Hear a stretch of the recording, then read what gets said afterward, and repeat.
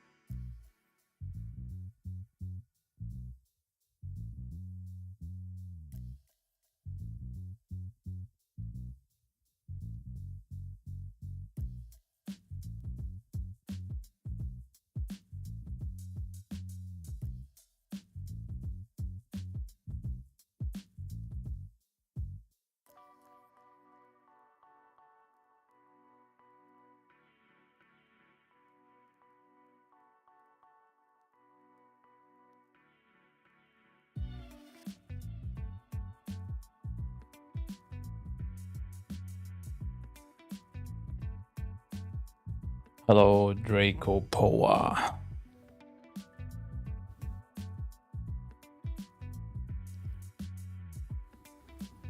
Just cleaning up my desktop a bit, guys.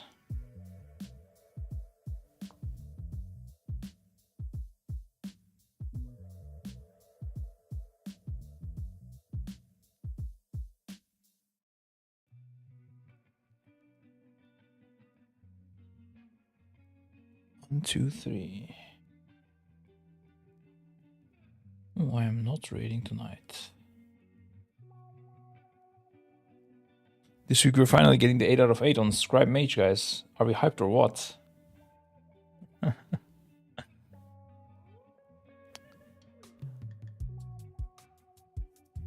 let me open my vaults quick. Actually, on Mage I opened, on Priest I need to open. And then we go and watch the UI video. I kept it for you guys. I did not watch it. All I know about the UI news is that we get a one-shot macro. So not one-shot, one. One button rotation, sorry. I mixed them up.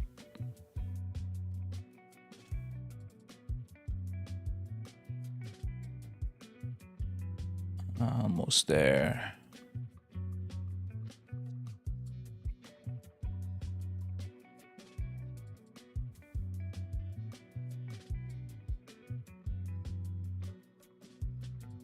Okay.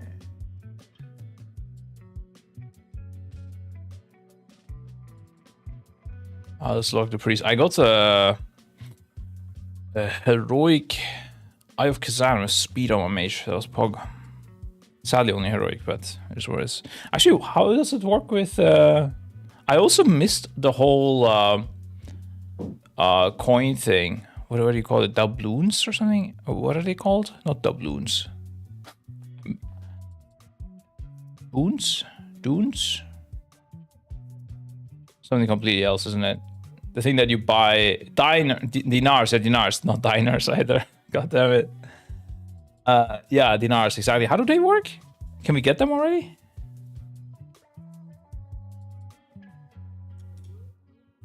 I'll check Wowhead if you guys don't know. Oh, this is the vault from the last week. I didn't even pick that. I guess we just picked this weapon, right? And then craft a one-hander. Belt, crit mastery. Could also get a mythic belt here. Mythic shoulders as well. Maybe this is the play actually.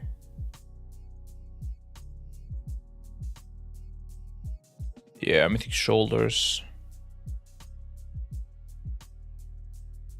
That sounds like the play. And then we open another one. I think 13th May you get enough first week to buy one item. Oh. Alright, we're opening one more, guys. Give us some Mug Jock. Oh, wait. Wow, we didn't do much on the priest. I thought I did an M+, but I did not, I guess.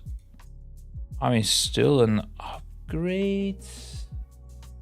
But actually I do have a head in my Wow, only 2 tokens. Wait, do the amount of tokens here increase depending on how much you fill your vault? I guess so. Yeah, I mean, I guess we just picked this so we keep our charge. If you kill normal hero, you can get hero track items. You need to have clear mythic boss to be able to get mythic track from a boss.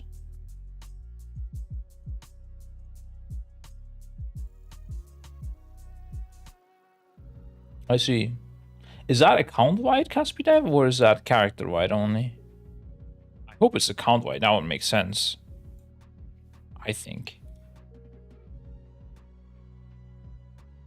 One feature is enough for all 6 tokens. Ah, okay, I didn't know that. I think you just need 3 options, then you get 6, is my guess. Attack, we get this. Don't even need to catalyst this, but I guess I might as well, because it's actually good stats, right?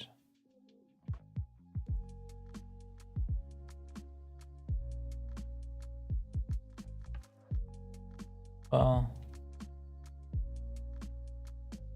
doesn't really matter. Actually, it's better for disc. That doesn't really matter. I think we just, we just keep it. It's fine. We can catalyst it later if we need to replace something. All right, guys, we go to the UI stuff. Maybe a quick visit at the Dinars as well, so I know how to get them and stuff. Wow, Dinar. Bro, is this, what expansion is this? Is it the War Within? No, right? This is something else. What are we playing right now? I'm honestly lost. What expansion is this? Is it the War Within? War Within. Okay, dude. Time is flying too quick. The GWW, let's go.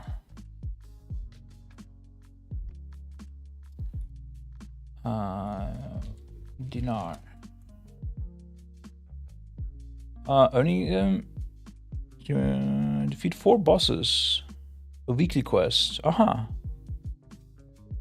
Very nice. Spending puzzle characters. So it will cost 3 dinars. So after 3 weeks. Wait, should I already be doing this weekly? Is that already up?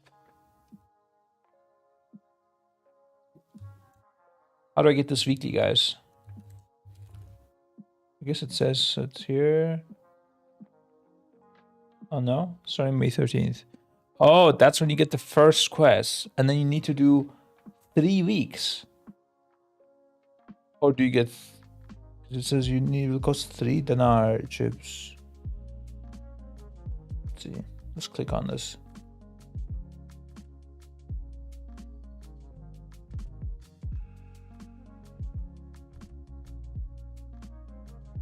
Oh, you get 3 right away, you think? Oh.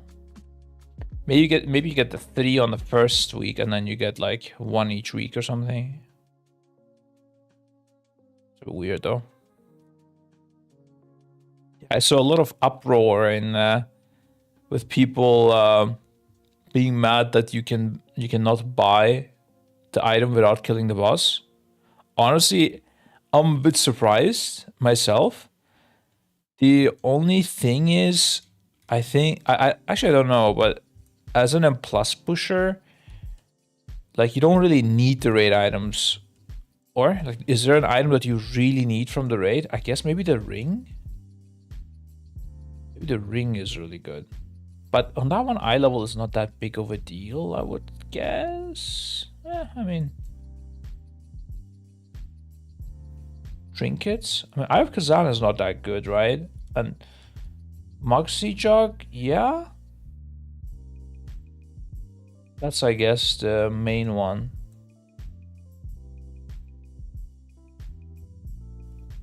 And then maybe House of Cards. But, I mean, Dungeon Trees are not too bad. But yeah, that's true. These 2 are pretty good still. House of Cards for DKs is huge. Yeah, that kind of sucks, I guess. Well, fortunately, there's a way to achieve these kills without much effort at all. And you can figure out how by checking out our public Discord and figuring out how to get a boost. It's a very simple process, and we do run tons of runs. So there you go. Thank you guys. And maybe you even get another trinket from your vault, or you can buy the trinket itself. No, memes aside, we do have updated prices for no loot, but just Dinar unlock only, if people want it. Okay. That aside, we go for the UI video, okay? WoW UI. Holy shit, it's the first thing. Let's calm down with the music. I did not watch the video at all. All I know is I heard that they want to lower the... I mean, this is not a new thing, that they want to lower the Lua tech in the game. Less importance of add-ons and more better base UI, and then also the one-button rotation. That's all I heard. I have no idea. Haven't watched the video. Let's see. And then a broader discussion about add-ons in World of Warcraft. Okay, I did watch the first 9 seconds, actually. We go back.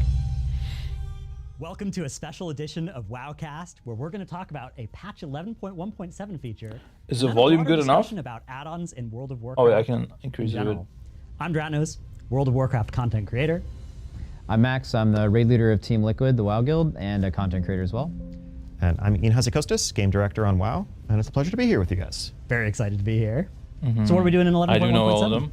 A whole bunch of fun stuff, but one of the features that we're extra excited about is a new UI option that we're adding called Rotation Assist, which is really designed to... Holy shit, they're getting into it right from the start. That's help crazy. Players who are maybe picking up a new spec or want some guidance on what abilities they should be using when, without having to turn to third-party add-ons for it. So we've seen that, there's an add-on called Hekili that is very popular with a lot of players. We're basically building in a very similar version of that into the base UI that you can opt into. That will, no matter what DPS spec you're playing, highlight the recommended next ability given your current energy, what's going on around you, and so forth. One extra thing that we're also going to do, which maybe goes a bit beyond.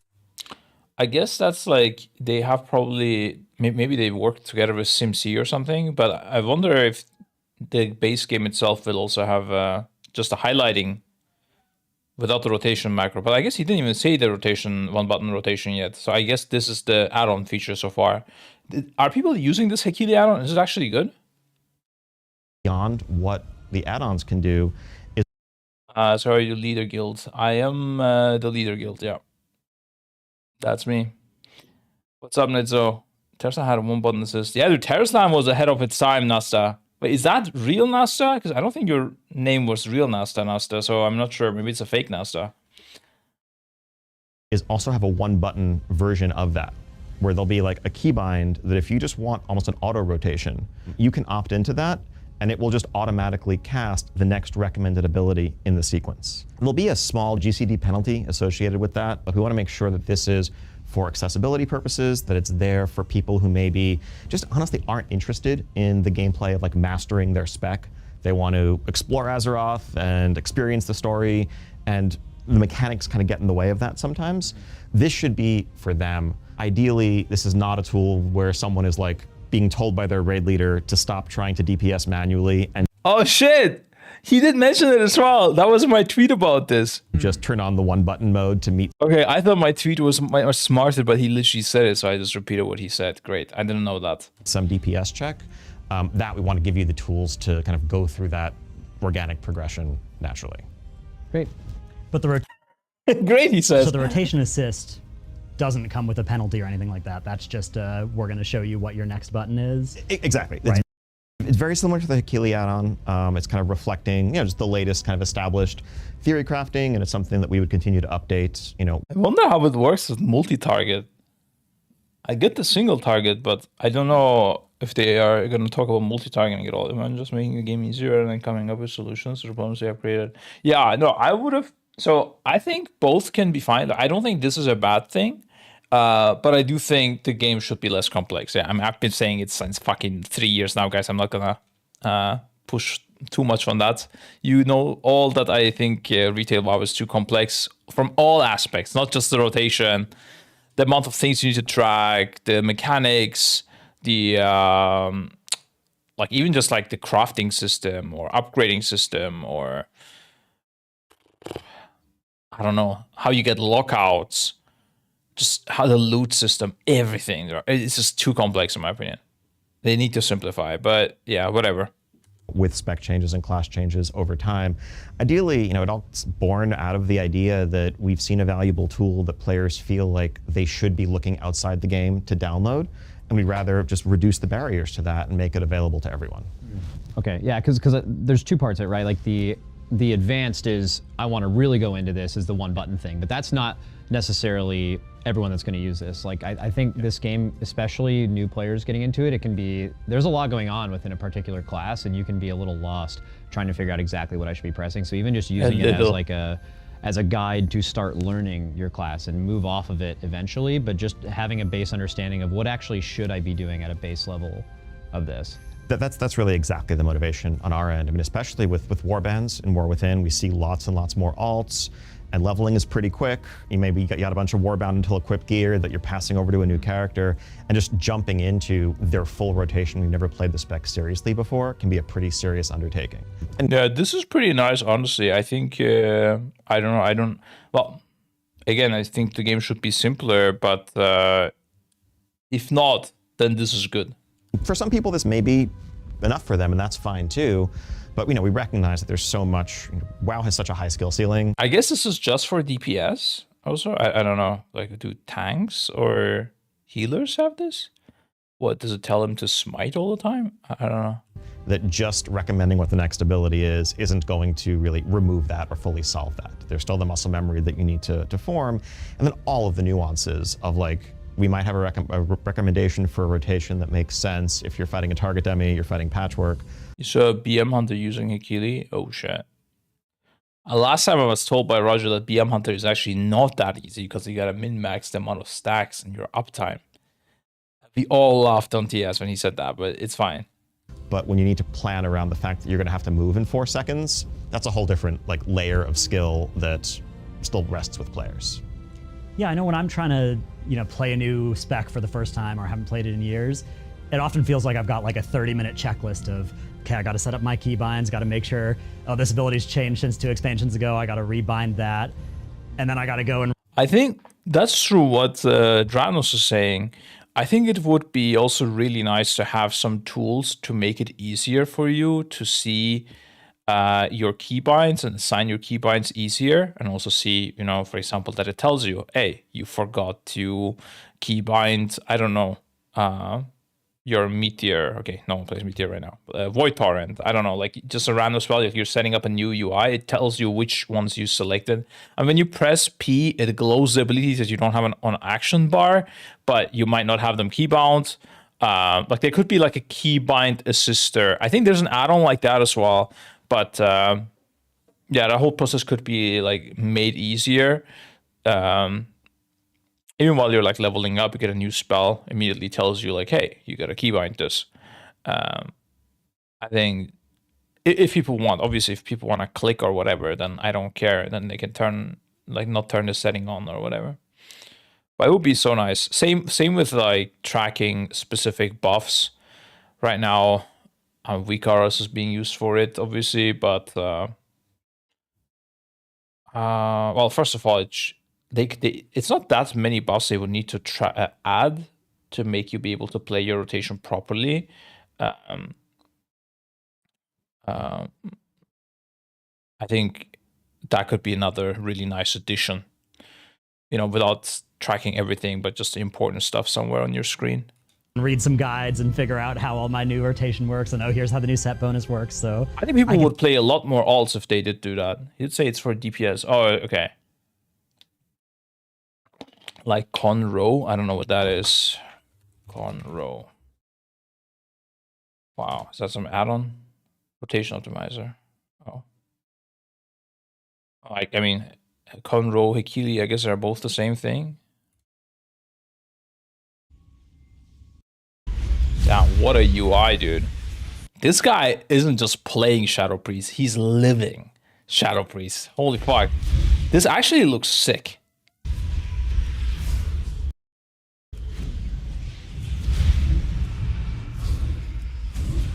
Looks like he's playing a different game. It's really cool what you can do with the add-ons in World of Warcraft, like cosmetic stuff. If I wasn't playing super serious, I would maybe try to do something like this. You know how people have like these UI packs? Someone should make like tons of different aesthetical, like more immersive UI packs instead of performance focus. Maybe with this one button rotation thing, there is some new group of players emerging that I was just more interested in, like being immersive, like playing this game immersively or something. I don't know, but I don't even know where the add-on is here. Is it just this? Mind play? What? Yeah.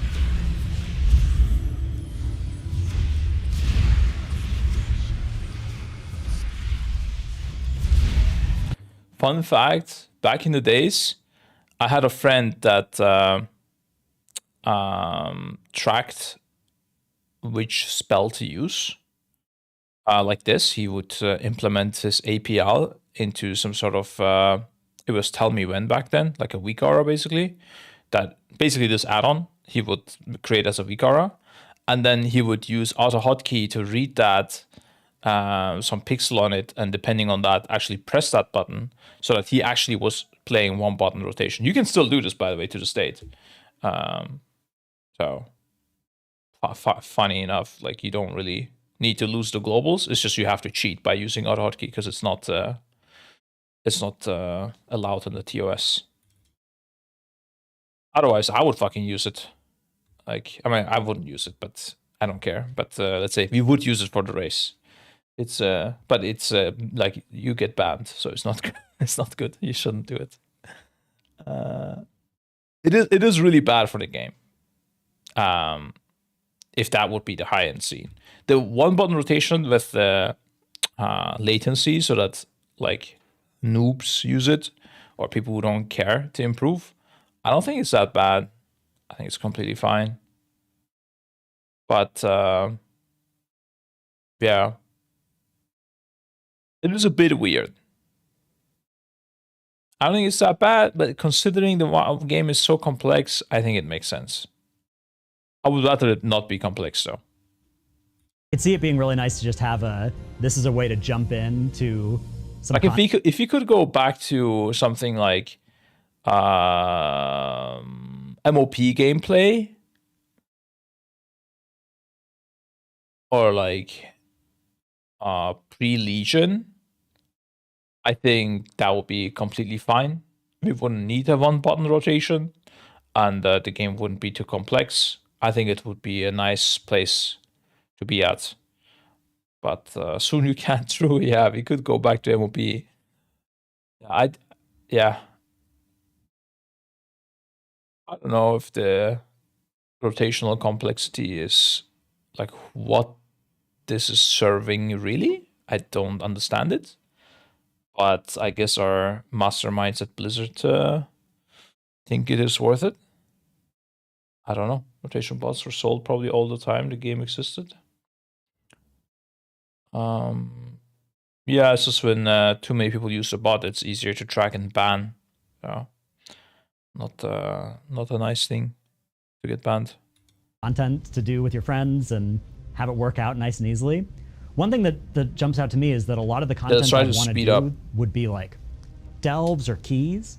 And in either of those cases, there's a lot of AoE. Oh, okay. Is this going to have a, are we going to detect whether we're fighting 3 targets, 5 targets? So the way my friend had solved this was he would press a different modifier depending on how many targets and what kind of DPS pattern situation it is. And then the pixel would adjust. The recommendation would adjust. Let's see how they solved it. My Arcane Explosion instead of my Arcane Blast, or is it just always going to be a single target? It's not just single target. There is, some sense of, how many enemies are within your range, in front of you, etc. And so that will affect the recommendations. Again, the goal is not optimal. The goal is not like this is gonna, okay, everyone's always gonna get perfect parses and so forth going forward. But as a baseline, this should be, it should be useful the same way that many, many people find Hakili useful today. And it really, like a lot of this, building on the foundations of the cooldown manager that just came out in 11.1.5, kind of reflects us hearing people in the community telling us that they feel like they need to seek out these third-party resources just to play the game at like a baseline effective level in competitive content. And us asking, like, is that where we want the game to be in the long term, and what can we do to build in native solutions to many of these problems? Like the base construct of it, there is a, this will help you learn what you're supposed to do if you are new. And then there is a, hey, I don't want to be the best player at this game. That's totally fine. I play it for a different reason. I want to collect things. I want to like understand the story. I want to quest. I want to level, right? And I don't want to feel like I can go into any content and I just don't really know what I'm doing. I feel anxious about that. Like you have the ability to just be like, okay, well at least Blizzard's got me. I can have something at a base level where I can press one button and just kind of hang out and play the game. I have one question about the actual rotational thing. So is that going to like change with talent? So like let's say, is it going to work off the base talent build? I Let's say mean, you better select a talent that now fucking does. moves a bunch of different. It must. Rotation accounted for in the version that we roll out with, but it should still be very useful in that form to everyone, and we'll just get refined from there. Similar to the cooldown manager that we know is like, there's a first take. Okay. Yeah, I think it's a really exciting feature I mean, even Terra's land want to adjust. The WoW one better fucking adjust. individually. The thing that's most exciting to me is in the broader context of the cooldown manager, of all these other edit mode changes that have come out. There was a time 5 years ago in WoW where if you were just getting into the game, there was an intimidating list of these are the add-ons that you need, and if you're not using these, you're kind of worse, right? Like you're noticeably worse. If you can't track your group members' major cooldown, right? Like you're worse at Mythic Plus than somebody who is, right? And it seems like the goal that has been accomplished with a lot of these things that have been coming into the base UI is you can use those add-ons if you want, but we now have a native way to the game that you don't have to get an add-on. That's pretty much exactly our long-term philosophical goal here, right? Like, add-ons are amazing. The things that the community has done over the last 20 years to allow people to experience different aesthetics, different functionality, have information available at their fingertips, like that is a huge part of WoW's success, and we don't question or want to undermine that for a moment. At the same time, like as you said, ideally it is about what do you want? How do you prefer to have things presented to you, and not what do you have to do? What is a group mate or raid leader or whatever telling you must download? Or if you ask people, hey, how can I get better? I'm really struggling at this. The first answer shouldn't be, well, download this add-on, this add-on, and this add-on, otherwise you're doing it wrong. Because that's starting to get into that mandatory place, whether we like. I think there's two problems to this add-on problem. One is like getting into the game is really hard, right? You have to set up a million things to play a character. Like you can't even play a new character easily. Or it could be also just like utility stuff, a VCard to check if you forgot to buff the raid, or if someone dies, so you rebuff them, or I don't know, telling you to pick up health stones once they are dropped, things like this, like just global, like non-class specific stuff. Those, most people at this point, they found, like, if you're playing the game, you found something you're playing with, and you're fine. Like, it's okay. You can adjust it patch to patch, some minimal adjustments, but it's okay. Worst case, you also get a UI pack. It's not that hard. Let's say there's a lot of them out there. I know Quasi has a public one even for free.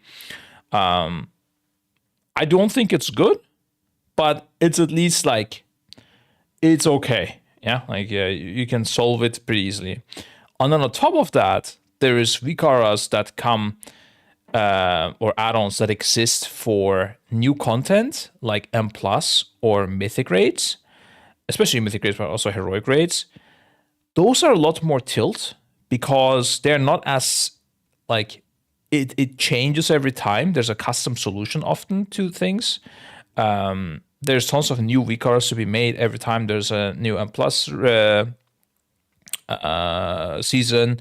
And also the UI that you copy. I mean, I guess if you copy a UI, it's still okay, but with M+ at least. But if you want to do your own stuff, you need to adjust, you need to get everything, you need to disable the stuff that you don't want to see. It's a lot of new spells just get created, right? Like your class changing, it doesn't change that much, so you can adjust it, but the full season, the full dungeon rotation changing, you have to change a million shit if you want to play good. Like even just coloring the fucking plater nameplates, bro. Let me just set up like a base where caster mobs have fucking blue nameplates, and those that do nothing are red or something, you know, like just let me just pick a baseline and then I can adjust with add-ons and go fine-tuning, sure. But the baseline just fucking sucks.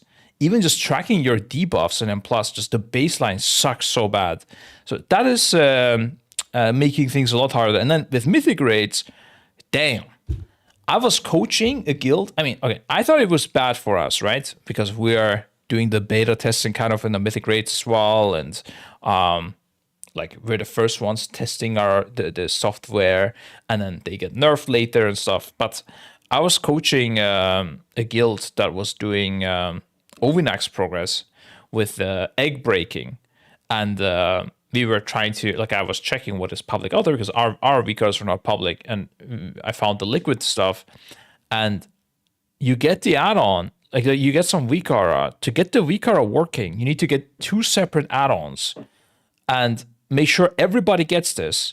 Then you need to tell everyone to go into Bigwix and disable saying in chat bubble what your mark is, because Bigwix will automatically enable that.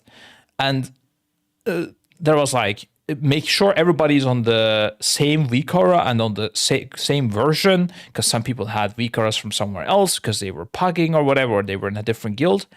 That whole process, guys, it took us like 2.5 hours or something. Fucking crazy, bro. And this happens every tier, every time there's a new boss or like complex boss and a complex solution. Is so chill. Like that whole raid evening, it was just debugging, and like we were some sort of software test group. It was horrible. It was so bad. So that is the other issue, which I think is even worse. Like the first one, it's even worse for existing players. For new players, obviously the first one is way worse because they don't care about mythic rates. They just want to play the game, and they can't right now without buying a UI pack or something. Maybe they should just, Blizzard should just buy I don't know, get a UI pack person, like make an agreement with Quasi and just create a UI that they can just give to people and tell people to just like recommend people to get VCARs or something. I don't know. Something easy. I wrote this interview, I could not close my mouth because it was so unbelievable. It's not that they are doing anything really bad here. It's more like you remember how bad the game is right now, and it tells you. Like it or not. So yeah, I think, longer term, these initiatives kind of fit into part of, how we're thinking about the role of add-ons in WoW.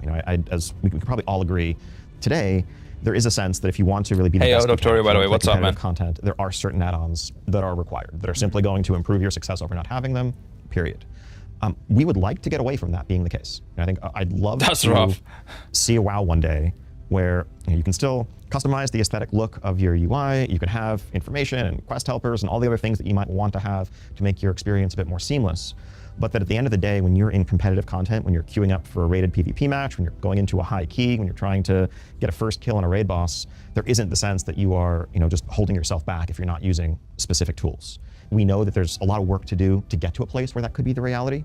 The first steps really are going to be continuing to build up the just right out of the box functionality that World of Warcraft. By the way, let's ignore the fact that this is really hard right now.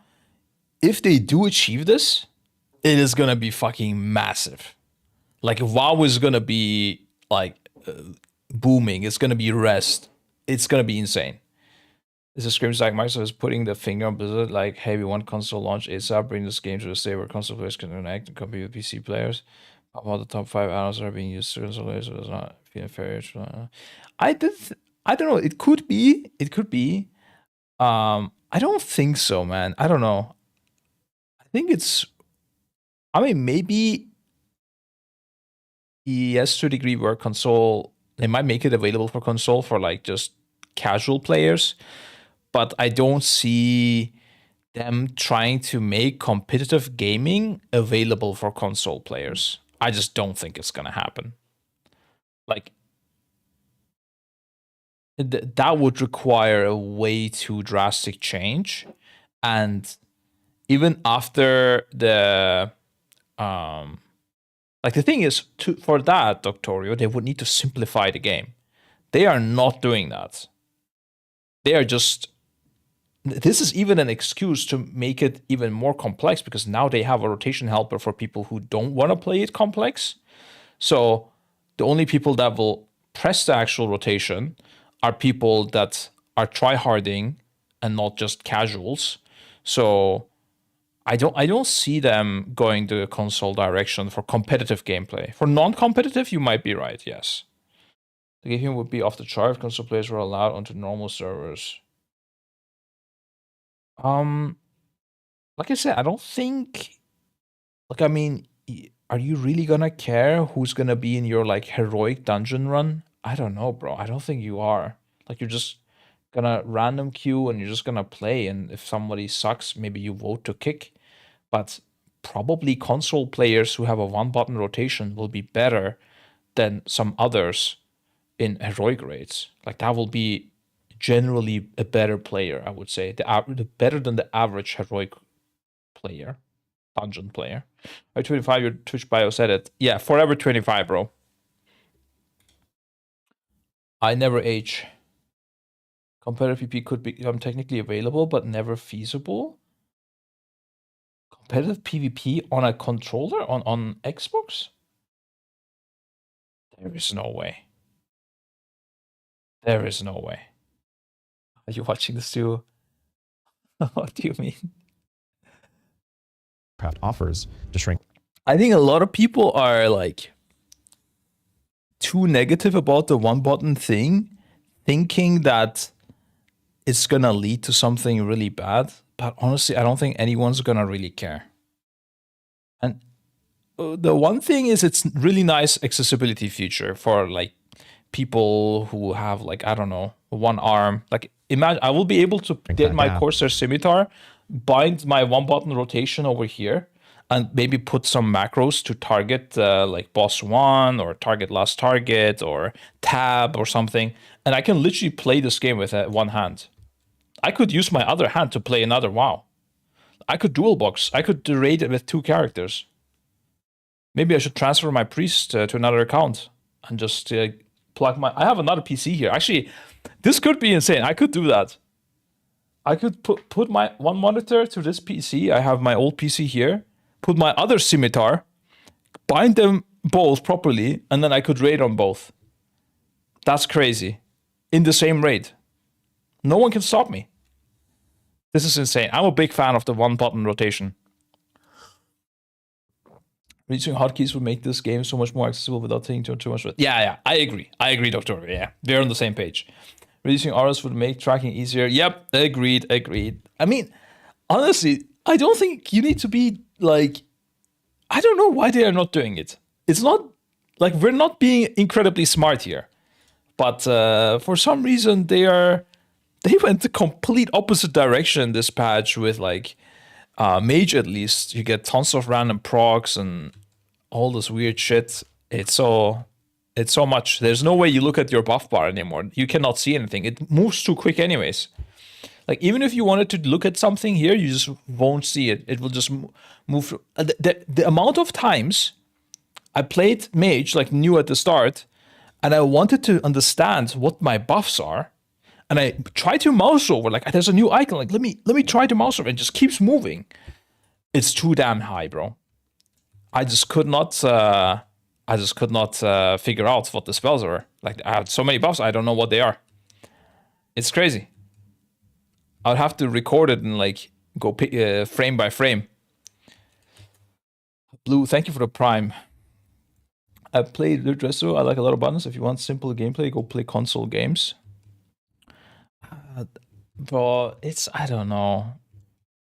A lot of people are like, oh, if my spec had less buttons, it would be not fun. And then you see WoW Classic, it has like, divide the amount of buttons you need to press. You can have a lot of buttons. I'm okay with that to a degree, but you need to press to play good. It's like 10 times less and is just as fun, if not more sometimes. I do think, I don't know. I think MOP rotation, something like that, was perfect. Chef's kiss. But then, and I'm okay if there's like every now and then an outlier, right? Like Shadow Priest, Surrender to Madness. There's a patch where like a class is just going cracked. But it should be an outlier it exists for a time, it's fun and all, and then it goes back to normal.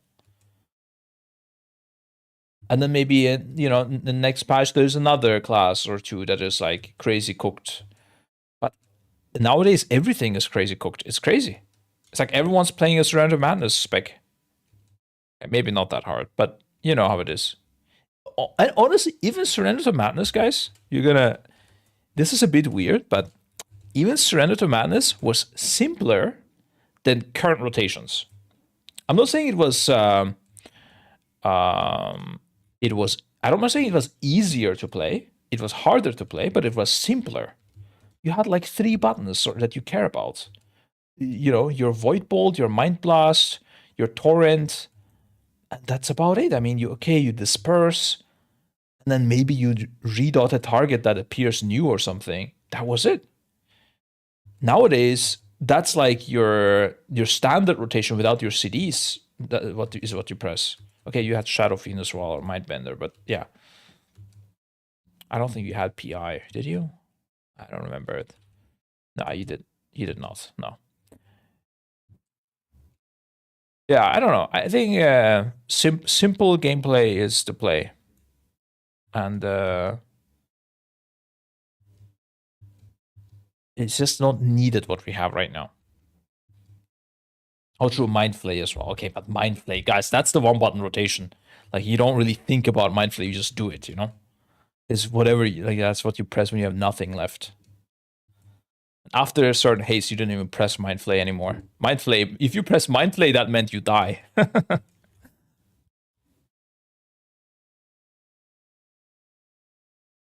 It's PBFA. No, I'm pretty sure you didn't play, you didn't have Power Infusion on Surrender to Madness. There's no way. I would have remembered it in Legion. But at the same time, I think we're aware that at the very end of this process, we probably are going to have to rein in some of the functionality that add-ons currently have to do like real-time in-combat problem solving specifically, where it's like automating coordination, communication in ways that are always going to be better than anything the UI can natively provide you as long as they remain possible. Yeah, so that moves us into like raid bosses where I don't want to name any names, but there are people who have optimized a little bit of their own fun out of the game sometimes. I don't know where any of them might be sitting. They could be anywhere. They could be in this room with us. Hey man, I am the like #1. Let's just YOLO this. Let's just do the fight. Let's make it work. And then sometimes it gets to let's try to make something that can be 95% successful, 100 or 99, right? And there's a lot of frustration with the tech involved with that. I would definitely be. I think a lot of the raiding community would be pretty for that. You know, I think a well-designed mechanic that the game giving you enough information to solve this on your own realistic. Oh, I don't think, is there even anyone that enjoys using like tech solutions for bosses? I don't think there's anyone, except maybe the ones that code it. I don't even know if they enjoy it. Is anyone like, yeah, if Ovinax had like clear markers and you knew which one you should go to, and you didn't have to get a software and test it and make sure everyone has it and everything, that would be good. Sorry, that would be worse. What? This is not a thing. Nobody wants this shit. Everyone wants to just go in and play the fight and not download add-ons or whatever. A lot of the times the community will just use one because it's like what everyone else uses, it gets you in the same place. But if that doesn't exist and the game is giving you that information, it's objectively better, right? And even if you are doing it very well, you know. And this is something that Final Fantasy does so much better, and they could just straight up copy things. It's maybe at certain times a bit less immersive, yeah? Like you get a random PlayStation marker on your head. You get an X or a rectangle or a triangle. What's the last one? Or a circle. And then you don't have to necessarily use those marks for anything, but you know, you set up a list of rules and then you use that to help you assign yourself to things. Imagine Ovinax eggs and 2 people got a blue square on their head. Well, then they just go to the blue word marker. You know, it's not that crazy. And you just assign it and you're done. And then, you know, when you get a blue square, you gotta go to the blue word marker. And then there's one raid leader that needs to set up the word markers per eggs. Okay, that's still a bit of a mechanic, but ideally then you can also mark the eggs with an or they are pre-marked even and then you just play it. You know, it's just about playing the fight. Because this is realistically what's happening anyways, guys. You might think I'm like trolling, right? Oh, what if all the eggs you could use some in-game tool from them or something, or if the eggs were just pre-marked, and you see your marker and you go to that marker. You don't have to set up anything, but that's literally what we're doing with add-ons. Because for a sec I was like, nah, that would be too easy. Wait, and then I was like, oh wait, that's what we're doing. Never mind. Yeah, no, this makes complete sense. The only thing is, I guess, the choice of which egg you're breaking when. So that one would need to be like somehow assignable.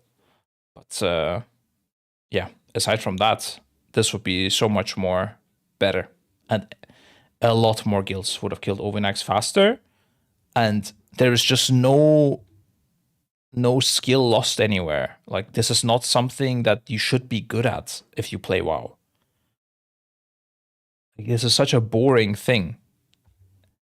The fact that your skill expression lies in the fact that you are able to get your whole guild on the same add-on version and making sure that they delete other Vikaras or like big Vik settings, turning them off, that this is the way to kill the boss, that this is the hard part, is just ridiculous, man. This is just crazy.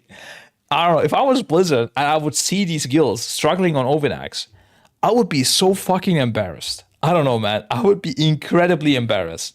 But yeah, I don't know. This is just me. Like, if I was that developer, I would just, I don't know, man. I would be so sad. How can you do this and not be incredibly sad? I mean, maybe they are sad. Maybe they didn't think about it and they're just sad now forever. But could have been easily thought about.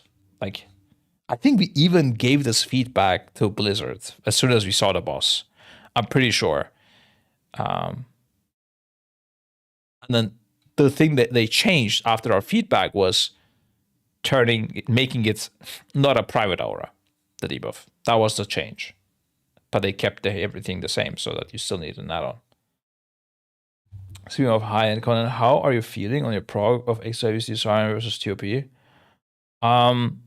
TOP versus DSR, TOP versus DSR. DSR was a lot more special because it was the first time. But I think both were quite fun. DSR was also more draining because I think we took more breaks in between. It was a bit rough. But DSR music is better than anything, dude. It was insane. So just because of the music, I would always pick DSR. I enjoyed it a lot more. Will you clear FRU? I don't think so. I mean, I was outside helping for our team during that, so I'm not blind. So I don't think I will do it. I would rather do other ultimates, not FRU. I'm trying to get in a Final Fantasy team together internally in Echo, but I don't know. Right now, everyone's quite hyped about WoW, and just everyone plays WoW all day. We play a lot of WoW right now. You don't need to listen to TOP P1 again. True. All right. Manually, it's always going to be better to do it perfectly in a competitive situation. I mean, having watched, your raid leading, for example, over many, many years over the Race to World First, like years ago, you would call much more stuff verbally, like going back to, Legion, BFA era. This is also so sad, bro. A mechanic comes, I can't even say sometimes that it is coming, because Roger will be like, no. There's a text-to-speech Vikara for that scribe. You're just talking over it. Like, bro, sometimes I wish we would just turn all of this off and just let me loose, and we will blast. But there's a Vikara for everything.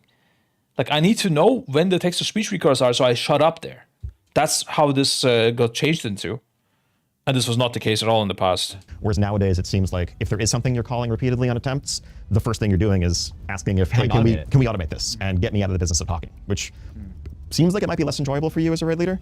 Yeah. Oh, I mean, if we're talking about that, I could talk all day about that. Yeah. No. I mean, I felt like you certainly had more of an impact when you had the ability to, influence the fight more. But the reality is just getting some way to automate it for your players is just better. It's funny. Like when I do that now, I think, what else can I be doing with my time? I could be like looking at other ways to optimize, and it's purely for the sake of getting better. So yeah, for my own enjoyment, yeah, that's sweet. Let's do that. I'm trying to wonder also about the. It takes a bit of your skill away of keeping people's attention intact, because I do think that like when I raid lead and there is not a text-to-speech recorder, I will sometimes add something like let's say we wipe to a mechanic and we get to it again.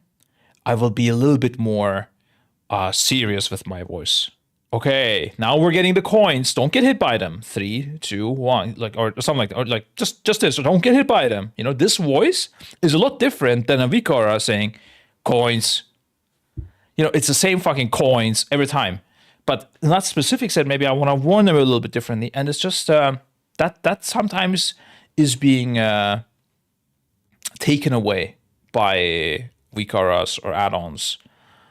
Or maybe like a lot of things are happening, like we're wiping almost, like a healer, our tank died, boss is a bit loose, but we really need to blow up this mine on Sprocket. I'll be like, okay, Mini first, go, you know, like I don't want to have the add-on just saying to Mini, one red or something like this, while everyone's yelling and the tank is dying and the boss is running loose, we're coordinating who's taunting next. At the same time, it's also good because then I don't need to think about telling Mini to go red first. But sometimes it's shit. I don't know. It's hard to explain. Like, it's not the best solution, but it is very reliable, since when it works, it will just keep working. Whereas as a raid leader, I might just forget to say it, or I might be distracted or something. Those kind of mechanics. So like what bosses have existed in my head, I think in the past couple of years, there's not many. But definitely a lot more fun for me if there was no add-ons. But have been defined by, when we're progressing this boss, we feel like maybe we're progressing a weak aura. Something like Brood Twister or Echo of Neltharion or Jailer maybe was one of the first ones, right? And those mechanics, I feel like, could not have been done, or probably would have been nerfed without weak auras, or having that effectiveness of that reduced. What do you do as a fight designer now? Do you I know you're obviously like really passionate about raiding. You've raided for a really long time. What do you have to avoid those kind of assignment mechanics? Are there things in game you can use to like naturally sort out those things? Like, do you give more time for the mechanics? Like do you have to stray away from assignments in general because the community has just, whether you like it or not, has like trained themselves to have something solve that for them? Do you have to like go back into like a more simple version of that? Do you find other ways to make fights difficult? There's obviously a bunch of ways to do that. The way we design encounters has been influenced in significant ways by the way players use add-ons. I know, the community sometimes speculates that, oh, this was built clearly to require an add-on. I can say that's never the case. No encounter designer is ever sitting around saying, all right, we're going to make this mechanic and then players will write this weak aura to solve it this way. Overnext must have been that way. There is no way you play Overnext without that. All right, mission accomplished, let's ship the boss. But when we're thinking about the overall pacing of a fight, the tuning, we might get feedback on a fight that it feels like there isn't enough going on, when in actuality, there are 4 or 5 mechanics going on, but add-ons are largely compartmentalizing and making it so that most players don't have to think about them most of the time. And then players give us feedback that, hey, this fight felt a little bit slow, like I was just punching the boss for 3 minutes. And so then maybe we add another mechanic in the next iteration of that, or a similar encounter. We get to a higher overall complexity space where, there's just, you look at the dungeon journal and you're scrolling and scrolling and scrolling, and maybe half of it doesn't even matter because add-ons are going to handle it for you. I think that's another thing. I wish we would have less mechanics, but those that happen, matter a lot. That would be nice as well. Great place. Also, I don't think every mechanic even needs to be on the journal, bro. I don't know. Maybe that's a me thing, but just put the important stuff in there. For things to land. It also definitely ties our hands in some ways. Like, I think we do fewer coordination mechanics than we used to. Like, there used to be, like, if you look at old school WoW days, there were encounters where, like, the primary challenge for your raid was by design coordinating some rotation. And the execution beyond that wasn't super complicated, but making sure that this thing stayed soaked, or that you were rotating people through with their debuff or whatever, that became a big part of the fight's challenge. Now we know ultimately that that can never be the thing that we lean on for challenge, because it's going to be solved, and it's not going to be solved through what we think of as the more just interesting MMOE, like communication, cooperation, figuring out systems for having these things work in a way that feels collaborative.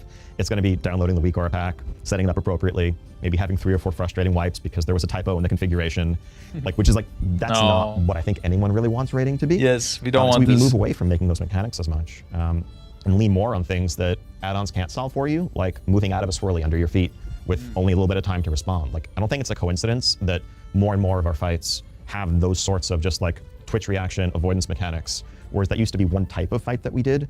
The design space is definitely constrained by the knowledge that, if we lean on it What they could have done also is when you hop into the sticks ball, for example, that your nameplates just go away, your UI goes away, and all you see is like territorial bombshells with the outline that the game has, like the one they used on Kiveza or the one that you use for questing.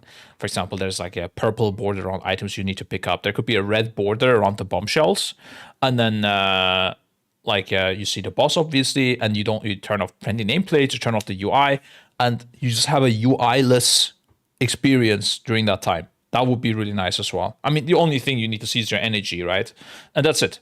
You don't really need to know anything else in there. The only reason you see them is because right now the add-ons are hard to turn off in that specific moment. I actually looked into how we could make that possible, but it was too hard.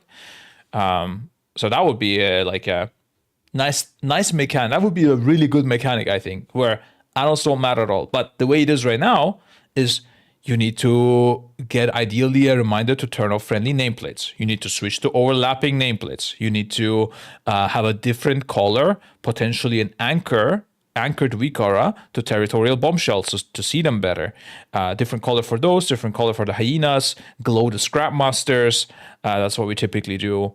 I don't know. It's gotta watch out for the friendly nameplates as well, especially because what people typically play with is stacking nameplates, and then when you go into that ball, the bombshell's nameplate will be like up here, but the bombshell itself will be here. So you go in and then you just hit it, thinking this is fine, right? Yeah. So even those mechanics can be nicer. And yes, I don't know, how you do the mines on the scrap master. More and more of our fights have those sorts of just like twitch reaction avoidance mechanics, whereas that used to be one type of fight that we did. The design space is definitely constrained by the knowledge that, if we lean on it too heavily, it's just going to get trivialized. Some of my favorite WoW raid boss memories are bosses like Mythic Unat, Mythic Anduin. You have to spread out and then you get these marks and you have to go to the right place. And there used to be definitely a library of mechanics like that where... To be fair, we did go full cracked on Anduin, and we had like some crazy cooked Vikara for it. It was not necessary, because it turned out to be easy, but it was better. So I don't know what to think about this. Yeah, I don't know. That was rough. I don't know. Have you guys seen our Anduin Vikara? I think it was, a lot of people did not notice because the boss was so easy, but it was ultra cracked. Let's see. Look at this. We always went into this formation, and then because these were not private auras, we could immediately see, in the background, and everyone had a hard assignment, we would know immediately which color is where, and then we would have an optimized way to solve this problem, some like crazy cooked code, so that it tells you who to go together with. And we like played around with a bunch of patterns, and this was the pattern that we liked the most, because we could have done any pattern, right? These people are hard assigned to these slots. And then I think there was like some rules it would generally follow. It was trying to match the ranged people with ranged people. It was way too crazy. And it was better than what Liquid did, for example. We had a lot less vibes to this specific part. But yeah, sadly it was easy. But I mean, okay, sadly. But yeah, I do like these kind of mechanics when they're not add-on solved, especially. You would get them, and then you'd have to think, and you'd have to have like a system, and you'd have to have 20 players sort of coordinate and become one team that does a mechanic like that. And the fact now that add-ons take on much of that job of coordinating us, Unat was lit though. Almost all the Mythic Raiders I know would be delighted to move back to a world where we did that in our brains, right? Everyone, Mythic Raiders, Heroic Raiders. It would also make a lot of Heroic Raiders Mythic Raid again, because it would reduce barriers. But in Dragonflight, we saw a little bit of an attempt to make that happen, right, with the private aura system. And what ended up happening was fail. We still had the weak aura, but now we also have a macro that we need to press, and then the weak aura will assign us the same thing. So I'm a little bit worried. How's the arms race between the the weak aura devs trying to come up with a new way around the restriction that you're putting in? Is this just a further escalation in that? Hopefully not. I think our goal here is kind of disarmament and definitely not further escalation. I think we understand that if we What was WoW like pre-add-ons? I'm curious.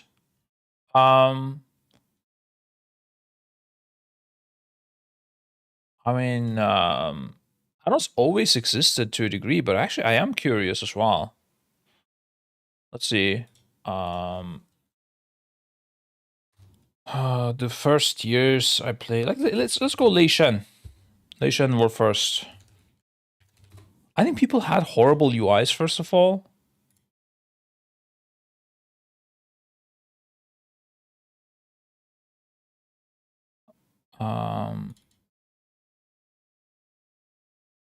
Yeah, you would have like this random stuff, low mana and an amount of mana. Or look at this HB frames. Like, holy fuck, this is bad. A lot of people had these completely shit raid frames. The reason for these raid frames is that everyone had it. That was the only reason. It was really bad. But because everyone had it this way, everyone just copied each other. And no one looked at it. It was just like the standard thing to do. Massive DPS bars, of course. Oh, SSN. Dan, what's up? Wait, am I... Thank you for the 5 gifted, sir. Enjoy your 1st of May. Hope you're doing good. Oh, Roger Brown's UI. Yeah, you see the shit raid frames. He had better unit frames at least. Formatted HP and everything. There was a lot less raid CDs. I remember tracking raid CDs was not even the meta. Oh my god, it's still not the meta for noobs. Oh my. Dude, I need... That's crazy. I just realized that. Wow. That's fucked up. That's crazy. I don't know. I guess it's nothing really changed for a lot of people. I think it's more the high-end scene that changed. And some, like, UI packs helping people. Dan gifting another 5. Dan, you need to calm down. You can't just gift all the money we give you away. That's crazy. You're a wild man, sir. Yeah, no, it's we would have to go back, like, what do I... Does this exist? Ragnar's were first, or Nixia were first. 13 years ago. Oh, people... This is a good UI, actually. Like, for back then? What the fuck is this? Oh, these are raid frames. Oh, that's crazy. But the previous UI? He has a lot of stuff here. That's good. Quite clean. What is the font in the middle? Yeah, I don't know why this was a thing. That was just a phase we all went through. You know, I never got this. I never liked it, but yeah. I think this is something like, you know, when you look back into the 70s and 80s. Wait, did Dan gift another 5? No, okay. Good. Using company card. Enjoy me first. Thank you, dude. Today is Yoshi P's birthday. Oh, really? That's sick.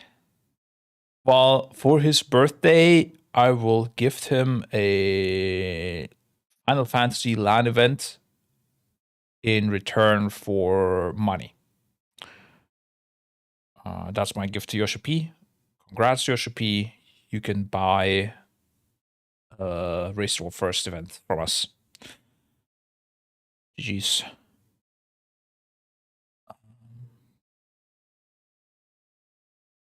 Yeah, but honestly, some of these UI elements are better than what people use right now, I would say. That's kind of shocking.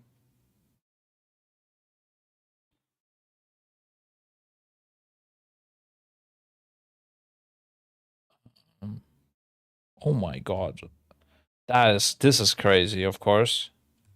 I have no idea how people get lured into creating buff frames, like things like this. But to be fair, also back then, people had a lot more unique UIs. Nowadays, everyone has a UI pack. It kills creativity so much. Anything reading Classic was kind of boring. I don't know, I never did. In Wrath of the Lich King I did, and I did not think it was boring at all, no. It was super fun. Did anyone who raided in Wrath of the Lich King think it was boring? I don't know, bro.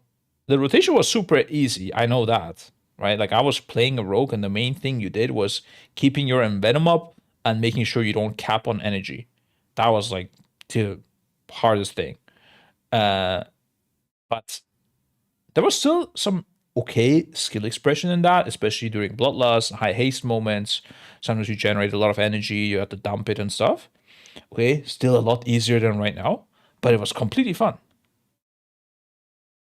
This is what I'm saying. The game doesn't need to be complex to be fun. But I think the people... Okay, big take here. Okay, don't get hurt, guys. This is some a reality check. This is an intervention. But if you disagree, you're just disagreeing because you're just being elitist. It's not like... It's not because you wouldn't actually enjoy it. It's like a case of you think you do, but you don't. There you go. I said it. You can be mad about that. It is what it is. Maybe not boring, but easy. I mean, bro, I did not kill the end bosses and on the hardest difficulty, so I don't know. For me, it was quite fine.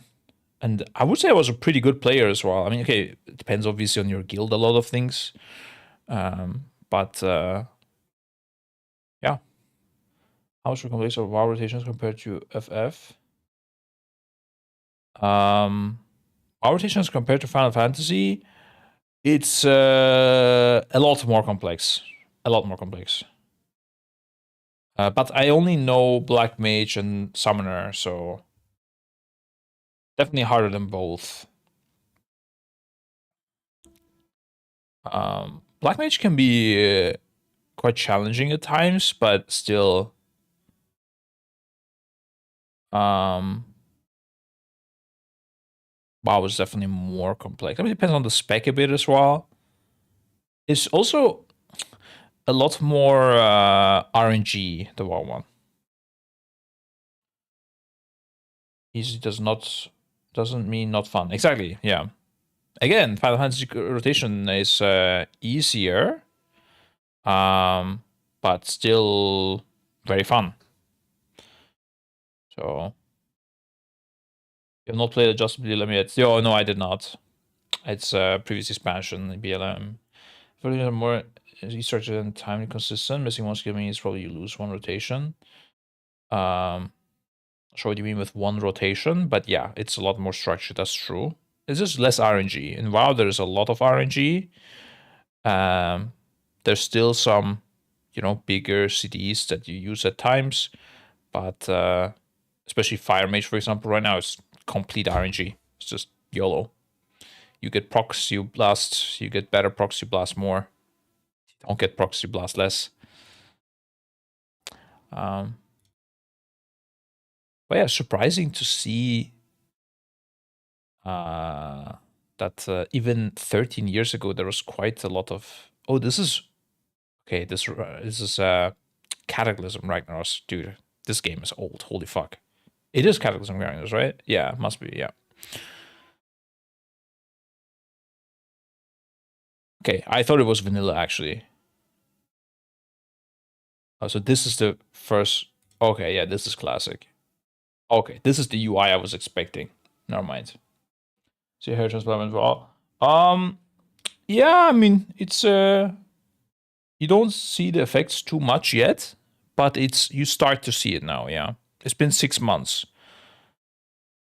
You start seeing an effect around 6 months, so. I really dislike current Fire Mage, don't like to focus on constant combust. I kind of miss the old combust, setting up big ignites and combust for value. I definitely agree. I prefer that a lot more as well. I also did not like SKB too much. My perfect fire mage was the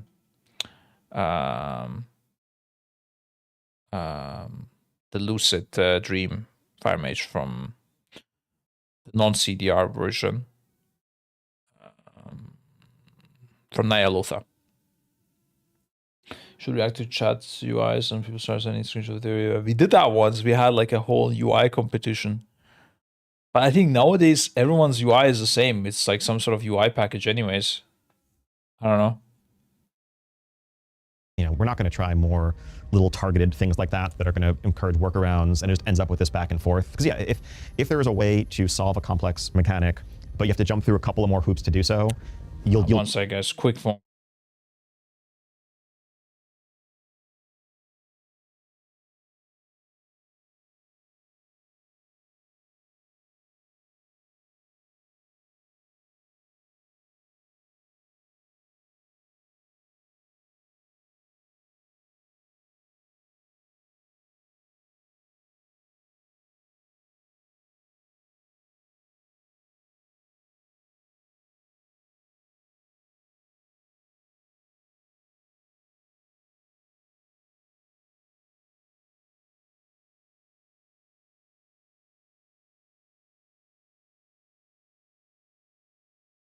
Oh, we're back. Home-cooked UIs are the best UIs. Not sure about that one, but yeah, definitely nice to see some personal touches. There are also a big difference in where complexity is applied. For example, games like PoE or WoW are easy in terms of moment-to-moment gameplay. I wouldn't even say WoW is easy in terms of moment-to-moment gameplay, but quite deep and complex in the amount of knowledge they are required to succeed. People like the theorycraft a lot and not necessarily struggle every second.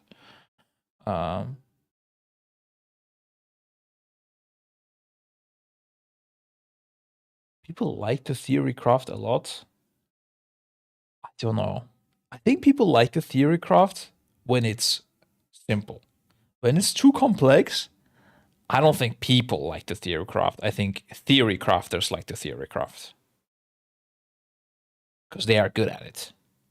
Like, I don't think the normal casual Andy logs into X spec in WoW and then sits there, looks at the talent page and is like, let me fucking theorycraft and figure out which talents are the best ones and what rotation to play.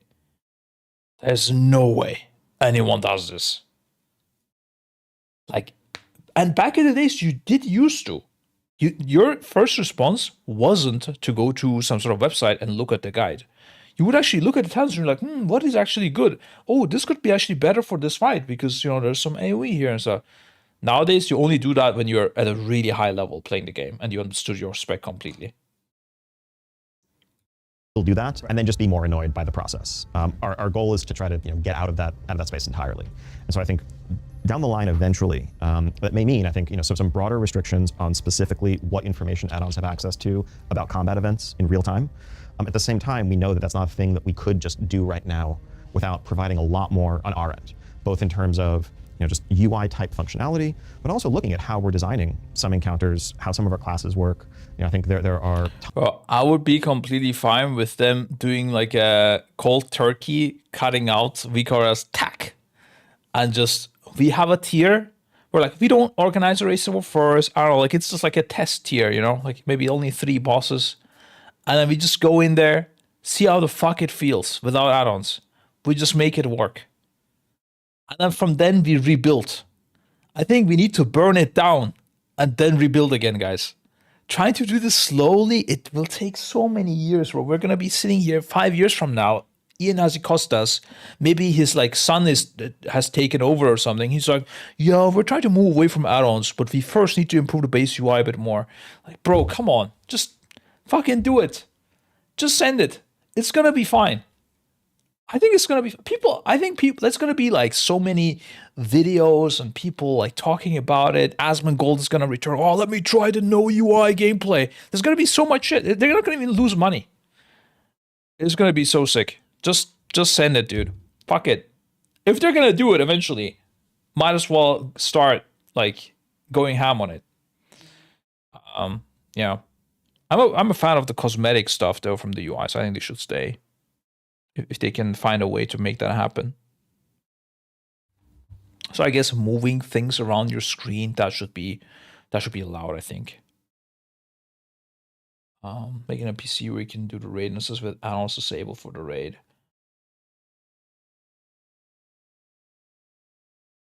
The thing is, like, no one would touch the NPC. Like, they would literally like walk around him, just in case they might auto-click. There might be an add-on that like closes the window if you try to interact with him. Tons of add-ons that are healthy and valuable and really important to how players play the game that do rely on that flow of information. Everything from something as simple as damage meters to, like, you know, honestly, boss time, like ability timelines, like the DBM style, like when is this next ability They gotta put in the damage meters though, just to be clear. That needs to be in the base UI. going to fire that people have basically been raiding with forever. That's not the like computational weak ores. That's just, hey, this ability is going to happen in 15 seconds. Like, we want to build in our own version of that. And again, even if there was no DPS meter and you only saw it on logs, I think that would be fine. It's okay. We're gonna survive it, guys. I know a lot of you are panicking right now. Take a deep breath. It's gonna be fine. Would Echo or Liquid still win if they agreed to go into raid without add-ons? That's an interesting one.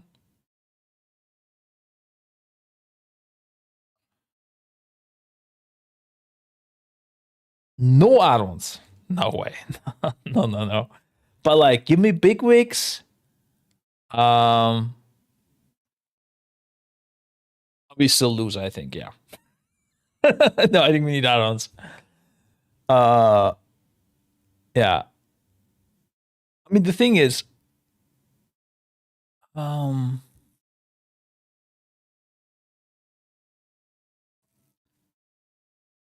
add-ons. That's rough. Nah, I don't think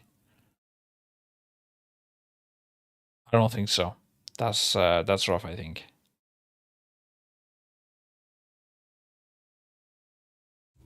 But we would be easily in like top 3. Yeah. And we could do top 3 with bigwigs, not without. DPS meters need to go, but move everything can stay.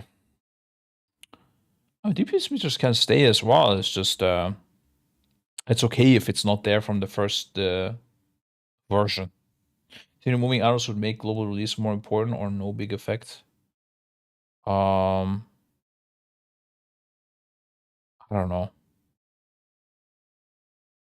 I don't want to think about it, honestly. It's a touchy subject for me right now.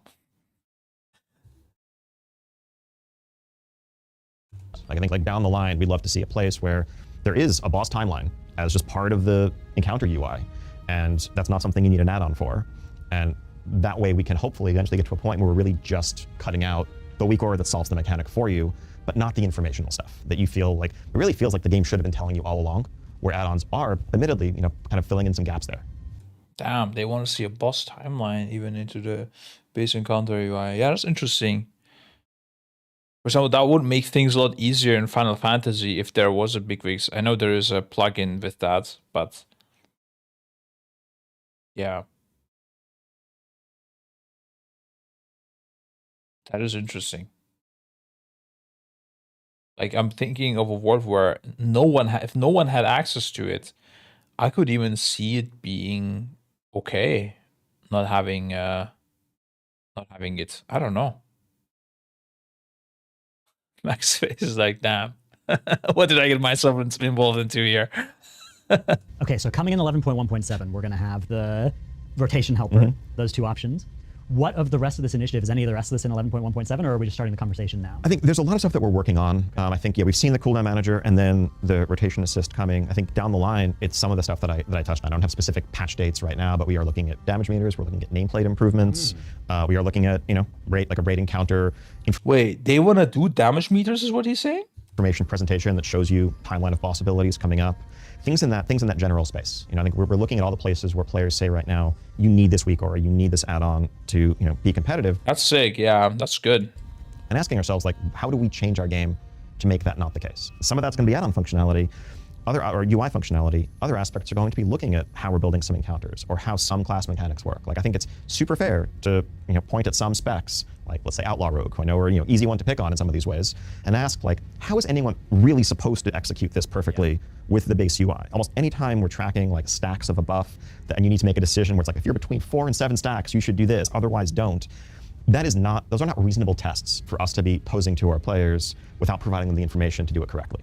And so we need to either provide the information, simplify the mechanic, or both. There are a lot of players who love the version of Outlaw Rogue that has existed over the past few years. So I think there's always some fear when this discussion starts up of, is the answer going to be to simplify everything? And I think it's really exciting to hear instead that the answer is, okay, we'll maybe simplify some of these huge outliers, but we're going to bring in the functionality that makes it so that instead of needing to download a weak order to solve this, right? Instead of needing to have a complicated assistant tell you, now you're supposed to press this button, now you're supposed to press this button, instead we're going to provide that information in a more clear way than looking at the top right of your screen to see your buffs and trying to catch them.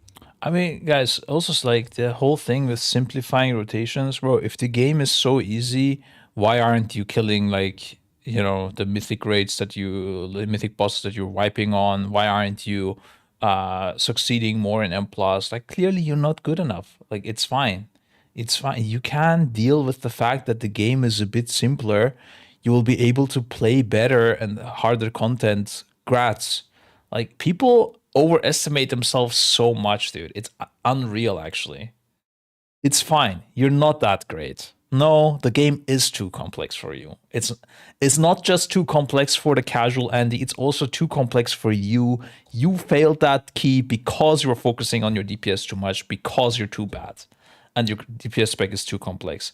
You wiped on that boss, you wiped the whole raid because you fucked up, because you were too focused on your DPS rotation because it's too hard. It's fine. It's fine if it's a bit easier. This way you're gonna not suck. Grats. The rotation buff between all the other 20 that are changing in combat. People think they're so good, man. It's unreal. I hit that bombshell because I'm banned, not because I was DPSing. In that case, yes, you can't hit a bombshell while DPSing. That is true. But maybe you switch to it earlier if one survives and you're not tunneling the boss because you're focused on, I don't know, getting the best optimal ignite on your fire mage. I got paid for that interview. Can't believe John is actually hyped about this. Lols. I don't know. I do think these are good things. I'm generally okay. I'm not hyped, but I think these are good things that they're talking about. It's just I don't believe that they're gonna do it good. Like my trust to Blizzard is very low in getting this actually done. If they were able to get this done, what they're talking about, then it would be hype. I would be hyped. That's definitely the goal. I think we want World of Warcraft to be as approachable as possible, but we also love that the skill ceiling in the game is as incredibly high as it is. That allows for tons of differentiation and self-expression and accomplishment. But I think a lot of at its core, a lot of skill in WoW I think boils down to multitasking ability. And like even just you might be able to do amazing damage just testing it against a target dummy. Very different world when you're also in an encounter and need to do 3 mechanics at the same time. And we see tunnel visioning DPS are a meme for a reason, right? They're just focused on their rotation, and whoops, they just messed up the encounter mechanic, or vice versa. Someone who is doing mechanics, but their DPS goes off a cliff. Really, like the function of a lot of these add-ons is to offload a portion of that computational complexity. And we recognize, like, if we are removing some of that functionality, we're providing more information, we can probably remove a couple of mechanics, but still keep the same level of challenge. The goal is not to make it easier. The goal is to make it less complex. Yes, dude. That's what I'm saying. He is saying the right things. Like the difference between easy and hard and simple and complex, people need to get this. And he gets it, it seems. It's just that I don't know if they're gonna be able to do it, but I hope so. But this is hype what he's saying. And I think that's that is a key distinction there. Because I think it often can sound like, oh, this is about, this might be about dumbing down the game or simplifying things. It's not that. It's about trying to create a more approachable baseline experience that still has... simplifying is the correct word. Okay, he misused it there, I would say, but yeah, okay. Every bit as much room for differentiation. Was Halondros simple or complex? It was simple. See, that's the crazy thing. Halondros was simple, but hard. But that's why everybody could, like, empathize with what we are doing and understand and easily be like, Oh yeah, he fucked up the bomb. Whereas right now, like if he, let's say, think of a, let's say of a complex fight,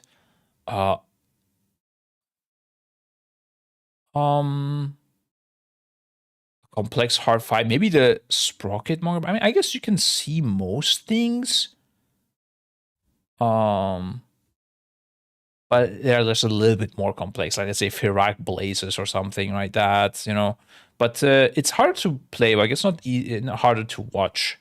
But Londres is like really simple to understand what to do, and to do it is just hard to do. Ovinax, oh yeah, Ovinax, something goes wrong. You have no idea what went even wrong. Like even I'm looking at it from the outside, and I'll be like continue rating, and 10 seconds later, Mer's gonna be like, Scribe, we fucked up. We need to wipe it. I'm like, oh, okay, the egg there survived. That is under the boss's massive tail, and you know, I have no ways of seeing that. And the viewer from the outside that does not even listen to their voice comms, they're like, oh, they're just jumping off for fun. Like they won't even understand why we're wiping. It's crazy.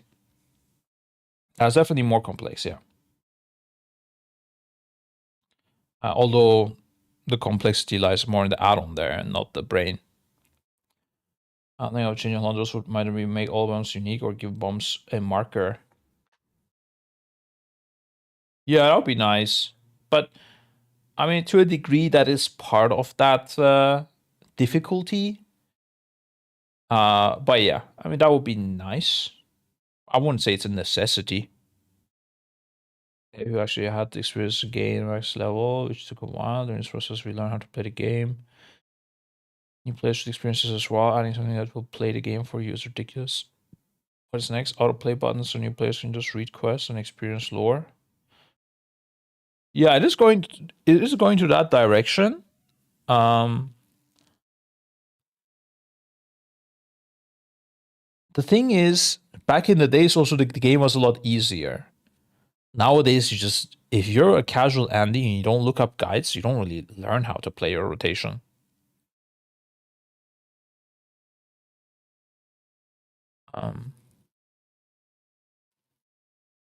For me, the reason I like this mainly is not the autoplay part itself, the one button rotation, but the fact that it will glow what you should press so that you have a base understanding. It's kind of like a guide. So the Hekili add-on part is, I think, the cool part. And the one-button rotation is really cool for accessibility reasons. Those are the reasons I like them. For like a normal player choosing to play with this, I mean, I guess I'm not part of that group, so I don't really care too much. I can't really understand what kind of game these people are playing. That's a different game. It's a different WoW. Like they go collect mounts or something. It's just, I have no idea, right? That's a separate game. Never played that WoW. But if that helps them as well, that's a bonus, I guess. I don't know. When you were talking about add-ons that things have been in the game, been inspired by it, you mentioned a damage meter. Yeah. So I'm really interested in just what your view is, philosophy-wise, about damage meters in games like this. That's a great question, and I think ultimately we have to be guided by what our community prefers and what we see them doing today. The single most popular add-on used across the entire game is a damage meter by like a fair margin. Okay. The majority of players, the large majority of players, have a damage meter add-on installed, and so that indicates that people want to see that information at least about themselves. We definitely want more nuanced measures of success and understanding, like how successful were you, or how much did you contribute on this run, highlighting things like interrupts, highlighting things like avoidable damage. Great prepared question. Oh yeah, so, I mean, the whole interview, like the questions are pre-approved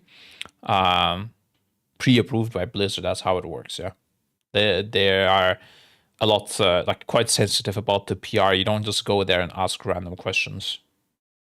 So it is what it is. And sadly, they also like say you're not allowed to ask this question quite often. Like I was very hyped for my first interview, and then a lot of it got cut. So it was sad what I wanted to ask. And also the answers that are given are often not satisfactory, I would say. it's rare that you get something interesting out of them, except for the things they want to market in that specific interview. But in this case, I'm interested in what they want to market, so that's why I'm listening to it. But yeah, like this kind of damage meter stuff, I don't really care what he's gonna say. Damage to give a fuller picture of performance. But at the end of the day, I think for someone who's trying a new spec, trying a new talent build, getting a new trinket, and they want to see like how did this affect my performance compared to the last run, that's an important piece of information to have. And so I think we know that in any world where we were going to limit some of the ability of add-ons to like again do that real-time combat event tracking, we would need to provide a damage meter solution of our own. I think one of the exciting things is I think if we're doing that on our end, we can also have it be server authoritative, so you're not worried about like who's in a different combat phase, who's out of range, or whatever. It could just be like, this is official and going to be accurate all the time. We were obviously mostly thinking about Mythic Raid when our brains go to how this is going to affect things, but the overwhelming majority of players are in heroic raids, normal raids, raid finder raids, doing Mythic Plus dungeons, right? When we're talking about making these changes to what weak auras can do, is there an appetite for changing how heroic and normal raids function as well? Like, do we see these problems in there as well for what add-ons can do and how they solve things? Absolutely. I mean, I think it all trickles down, right? I mean, I think maybe even a larger percentage of players doing Mythic Raid might use specific weak aura packs than, let's say, normal. But those add-ons are used by the majority of players right now, and certainly other boss mods are as well. And I think a lot of it just comes down to what are the coordination challenges that we're presenting. If there's something that everyone is relying on a tool right now to assist with, we would have to change it to still keep it the same level of challenging, but without that same automation assistance. And that can take many forms. It can be there's one or two fewer things to soak. You have an extra couple of seconds to like actually spread out on the fly. It's a pretty common mechanic of like, all right, 3 people get a debuff, and they just have to like run out in different directions from each other. People have been just kind of playing the game and doing those for years and years. But of course, if you can like, if the time you're given to react is so tight that you can't afford to do that, then people do gravitate towards, all right, we're going to put diamond, circle, and triangle on the ground. Everyone's going to get an auto-assigned marker, and you just know, like, I'm going to run to my marker to guarantee that it's executed correctly. I think it's a bit more interesting if we give you a couple of seconds so that you can look around and make sure you're not running in the same direction, and then do the exact same thing. I mean, at the end of the day, raiding in particular, but group PvE, group PvP too. Like in an MMO, a huge portion of, I think, the fun of it is just coordination, communication, feeling like everyone's working together to overcome some challenge in front of them. I really like with the communication. I quite enjoy when people have to communicate in fights, and I really like the Mecha Torque, I think it was called, the boss in BOD, where you had to communicate the color to the other person so that they press that button. I thought that was so nice. I'm very surprised that they stopped using that. I think at some point people used an add-on for it as well, like in Pugs you had to. But I don't know if raiding guilds also used the add-on. I think communicating over TS was just so much easier. Of course, depends on the person. Some people might play even without headsets, but that was really nice. I wish they did more mechanics like that. Basically, you both, like, 2 people hopped into robots, and then you had to tell each other what color you had, and it was even 3 people, and they all had to press the correct colors to be able to exit, else they couldn't exit. And so you would tell the first person the colors, he would go away, you would tell the second person, and then that second person would tell you, the person that was calling it all the time, and then like you all could exit. From the outside you couldn't see the colors at all, and you wouldn't see your own color what to press. That was really, really nice. I think I was very happy with that mechanic. And I think getting back into a space where there's room for more of that organic collaboration, as opposed to it just being like regimented and solved by an external tool, I think it will open up a lot of design avenues for the game going forward. Throughout the last couple years, especially in Mythic Plus, that had been ramping in complexity, you've seen, and actually even if you can go back, like you can see the amount of things that people have in their UI to help them know that something's happening. So like back in Power Auras, it was, there was just some giant, some giant face on your screen would pop up, and that meant that something procced. And then it's gotten more. Oh yeah, what you could also do was, as the caller, you could call both guys' colors, because it took some time for the second new color to appear, and you had to do like 3 colors. So I would be like, Roger, red, Maris, yellow, Roger, green, Maris, blue, Roger, red again, Maris, blue, I don't know. And then Maris, call me, is what you would say, or something like that. Like, Maris, call me, Maris, blue, and then he would start calling you. That was so sick, man. I don't know. I really, really love that shit. And then sometimes you would call red, but you would have to press blue at the same time, and it was just weird, and you would like fail it because your brain is stupid. I love these kind of mechanics.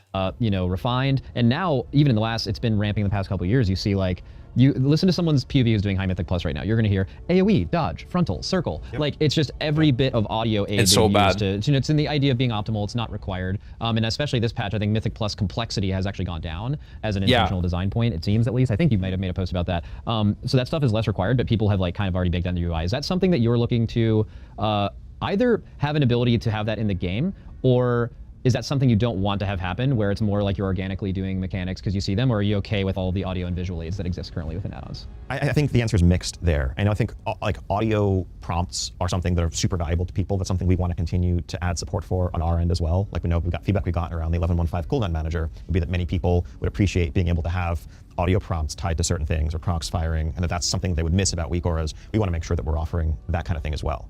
Beyond that, I mean, I think a lot of what we've seen is frankly us not doing a sufficiently good job of telegraphing the importance of certain mechanics and their impact, and players needing to come up with solutions for them externally. Ideally, you know, there's a concept we call affordance, which is basically just what is, like, how well is something telegraphed, how intuitive is it with visual presentation, and ideally, the affordance of the mechanic should match its impact. And sometimes, yeah, if you have a random mob in a dungeon pack that has a frontal that will just delete you if you're not getting out of the way of it, and it's just one thing going on among a half dozen other things, why? And why? Like, how could we call that out better with visuals, with a longer cast time, with how we're creating the pack in the first place? And that's just one example of one of the areas in which we know we can do better. You know, something else we've talked about on the UI front is we would want the ability to. That's true, actually. I never thought about that. Actually, that's a really interesting way to think about the game. Never heard this term affordance, but if something has a big impact, it should have a relatively large warning and like more attention to it and make it more visually important. I think we're doing it passively, like subconsciously already, but I never thought of that as like a rule that we should go by. That's really interesting, actually. Like, I've never heard someone say this, that, you know, we should, as a rule, always look for the important things and see how visible it is right now, how much warning we have for it right now, and adjust it with our add-ons. I don't know. This is actually quite interesting. I don't know if you get what I'm saying. Affordances and signifiers are big heuristics in design. Okay. Interesting. I never heard of it, even though I did have some small design courses in the uni. Is there an MDI Echo team this time? No, we don't have a team this time around. I don't know. Maybe we do later for the next season. I'm thinking about it, but right now we don't. Okay. To, on our end, flag mobcasts in Mythic Plus as like lethal, as like this should be a high priority interrupt, because we know players are going to basically look to solve that anyway. If there are 3 casters in a pack, and 2 of them it's actually kind of okay to let them free cast, but one of them, if they ever get a cast off, you're probably going to wipe. They shouldn't all just look indistinguishable on your screen, exactly. and us expect you to figure that out on your own. They did that in season 1, right? Wasn't there like a couple casts or like super giga you die death volley or something? Yeah. And they had this big animation. Our Kara casters where they hunker down, there's green glowy stuff around them, and they're casting a volley, and you're like, all right, I gotta kick You that. could be playing WoW for 2 days, and, you're like, That's not happening, that can't happen, yes. But I'm looking forward to an M+ then. Well, I never even saw these animations. It's usually covered by nameplates and flame strikes. If we're talking about maybe taking away my ability to air horn myself on a certain cast, something like that, if instead I have to be now looking at a mob and there is a sort of a visual language that I can come to expect, like if the mob is hunkering down and it's got particle effects around it, that means I gotta kick it. I think that would be more fun for everybody as well, rather than having the air horns be the solution. Definitely. That is entirely our hope, right? I think, and to be super clear, you know, I think we see the taking away part, the restricting functionality, as the end of this long road. I think we know, we want to make it very clear, we're not sitting here being like, all right, we want you to play the game the way we intended, and we're gonna take away your tools. We just want to bridge that gap. And we have a lot of work to do on our end to keep building up more improvements, more functionality. And it's not just the UI. The VFX changes that you mentioned are a part of that overall effort of us asking, what are the places where players feel like they need add-ons to succeed? Why is that the case? Yeah, the must interrupt you. The classic example is Frostbolt, Frostbolt, Frostbolt, Frostbolt volley, Frostbolt, Frostbolt. And you only need to kick the volley, and it looks the exact same. Literally crazy. If you don't show, like if you don't read, you're done. And when it's like, it's not clear when you're standing in something, and so I need, GTFO or some other, sound effect to let me know that I'm standing in something lethal, it should be obvious. Let's fix that on our end. And we know we want to keep chipping away at those things, and hopefully eventually get to a point where really the only difference between what we are offering and what powerful add-ons can do is that small subset of like computational problem-solving stuff, at which point we can move forward. So throughout the evolution of private auras, we've seen, initially when they came out, they were like kind of, a lot of friction was involved. And then I think they were done really, really well in a couple of cases, starting in Amir Drasil, where they were a mechanic like P1 Fire Rack. You had the circles you had to quickly spread out for. They were pretty fast, but they were too fast to use a macro for it. And it basically forced the players into something they would have used a weak aura for, to just do the mechanic normally. And like, are there lessons you've learned there of like, this is actually how we can design mechanics or kind of assignment things going forward? And then also, is this, if done successfully, would this also remove private auras as what would have been, I guess, kind of a temporary solution to the weak aura problem? Yeah, we've definitely learned a lot from how private auras have rolled out. Certainly we understand that if we're ever using it on something that like is on a long enough time frame that macros are going to let you solve it and it's punishing enough to not solve it, all we're doing is creating an extra annoying hoop to jump through, and we like hotfixed off the private aura designation from some of those back in Amir Drasil, and we've let that shape how and where we use or don't use it going. Private auras is just too annoying, man. I think just remove them completely. There's just no... It's just too annoying to deal with. Like even just the fact that you need to track them separately on your raid frames, and I don't know, sometimes you press a macro, should you press macro or not? It's like at that point, just let us code it. It's fine. Like, I don't know. I think it's just an additional thing in the game that's just not worth it, in my opinion. Going forward.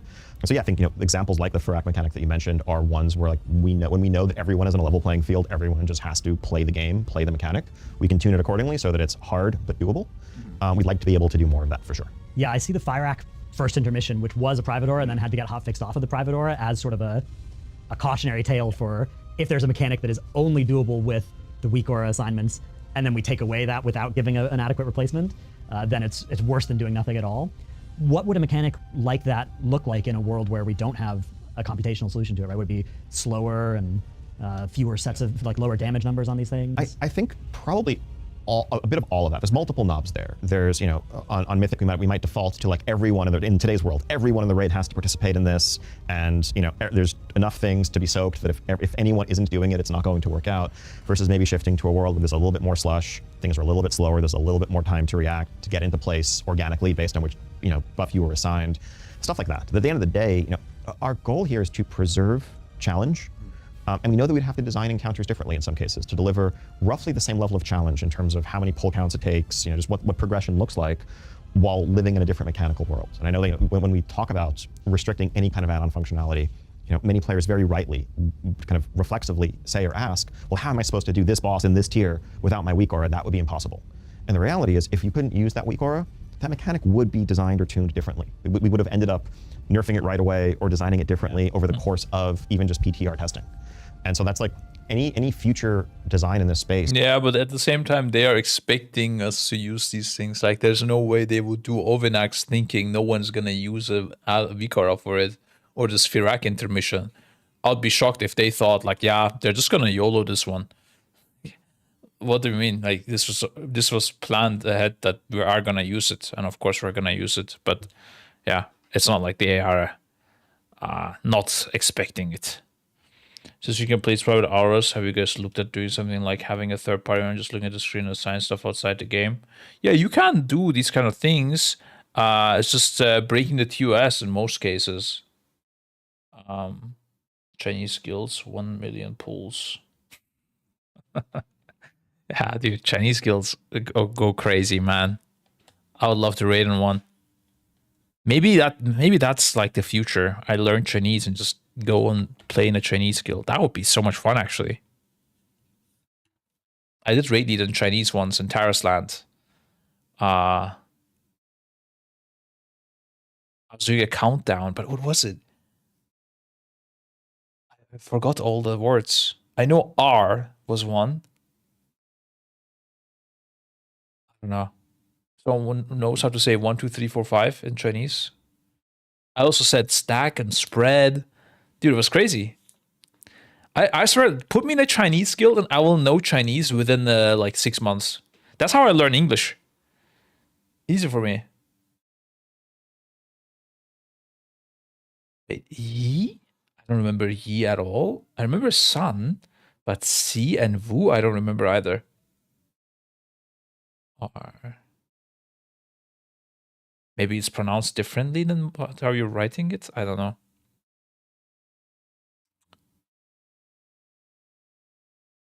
Oh, you need to write the pronunciation, bro, not how it's actually written. That's not gonna help me, yeah? What are bandit symbols combining without a weak aura? I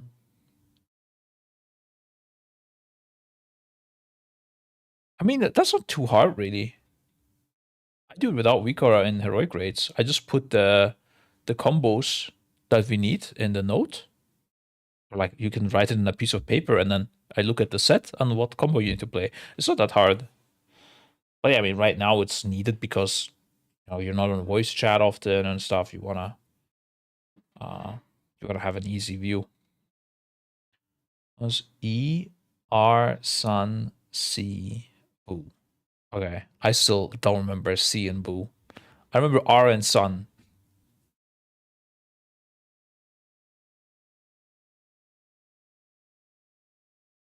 Oh yeah, it was fun though. Will have to be built from the ground up with that in mind. And I think it's making it a little bit more forgiving in a way that makes the challenge human rather than superhuman, as it often is when we're looking at like cutting edge mythic tuned things. Because I mean, you guys are really good at the game, as it turns out, and we want to make a boss that is going to pose a challenge and is going to take you dozens of attempts, let alone 100 plus to beat.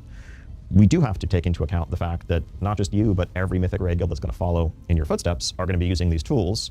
And at the end of the day, I think players do want challenging bosses. That if we just tuned the boss around none of those things, players used all those tools, and they went in and like a late mythic boss was dying in a single night for like a cutting edge guild, rank 500 or whatever, that probably doesn't match what they're looking to get out of mythic raiding, in my estimation. And so like our goal is to keep the same overall level of challenge while paring down the complexity a little bit. Even if you look at the history of bosses, this would have affected. Yeah, you sounds actually, good. even looking at Mythic Plus. He's saying the right things, but I don't know, man.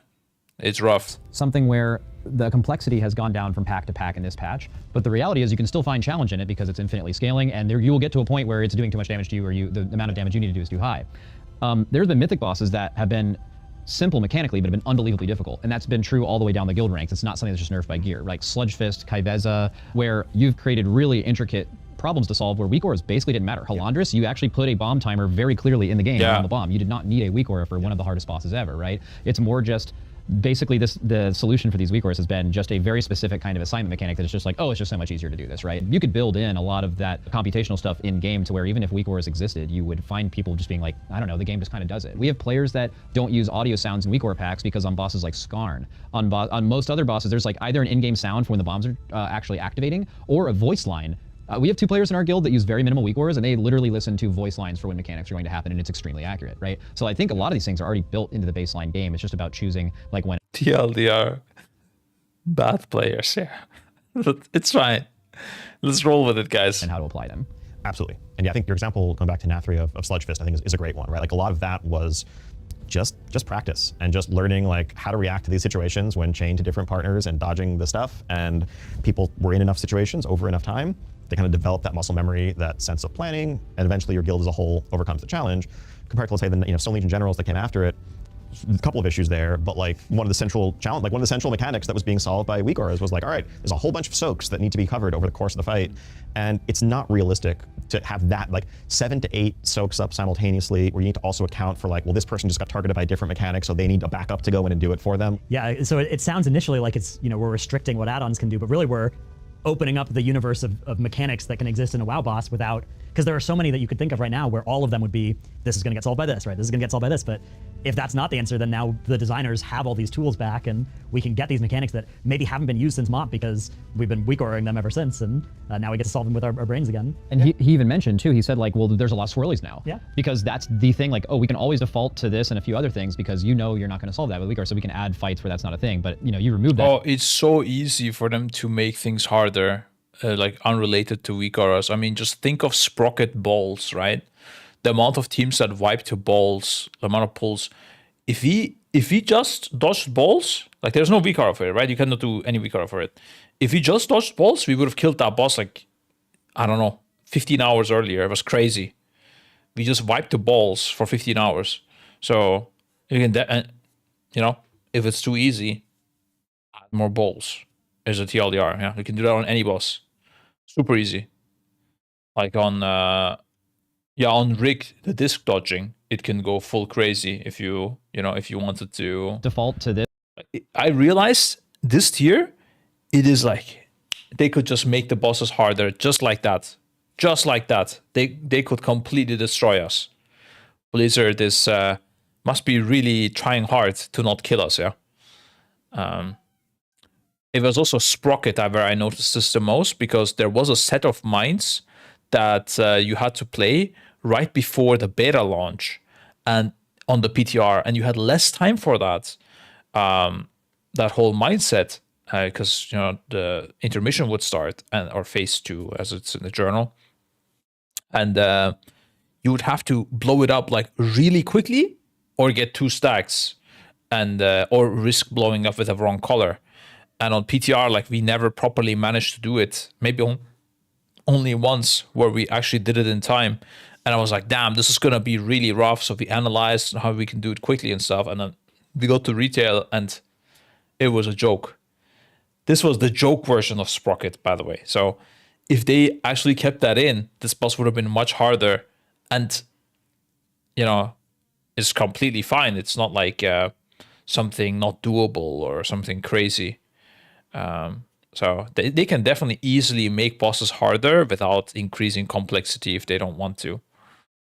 No problem. This and a few other things because you know you're not going to solve that with weak aura. So I think there's assignment, like doing a lot of these assignment bosses without a weak aura that could work would be like really fun. Like it's fun to do that. It's fun when you have 5 people that need to soak something, like the last days of Gallywix. There's a frontal on a side of a room and 2 people die. And right now weak aura is just like, okay, well then we're going to sign back up. So these 2 people get a big green thing on their screen, go soak that. That is something where that fight is spread out enough where you could actually communicate that. We need 2 people on the right to back up because 2 soakers are dead. Who can do it? This person says something, this person says something. Now obviously you're not going to have that kind of communication like heroic and normal. Maybe it won't be in comms, whatever, but in Mythic, that's perfectly reasonable, right?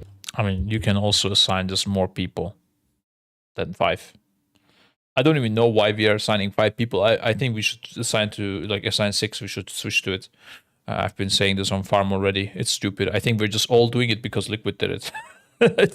It's not better. Like, it's just worse. It's a lot riskier. Someone, if they don't stand in it, it's GG's. We wiped to it so many times. I don't know why we're doing this. It's also easier to heal off because you have more targets to heal. But anyways, separate topic. But yeah, I do like the idea of easily like backupable mechanics. I don't like too many assignments though. I think he said he likes assignment bosses. I don't like assignments too much. I like it if it's a bit more like just you can react to things and stuff and do it. Maybe go into a formation and assign it based off of that. But hard assigning things before combat, I don't like it too much because it's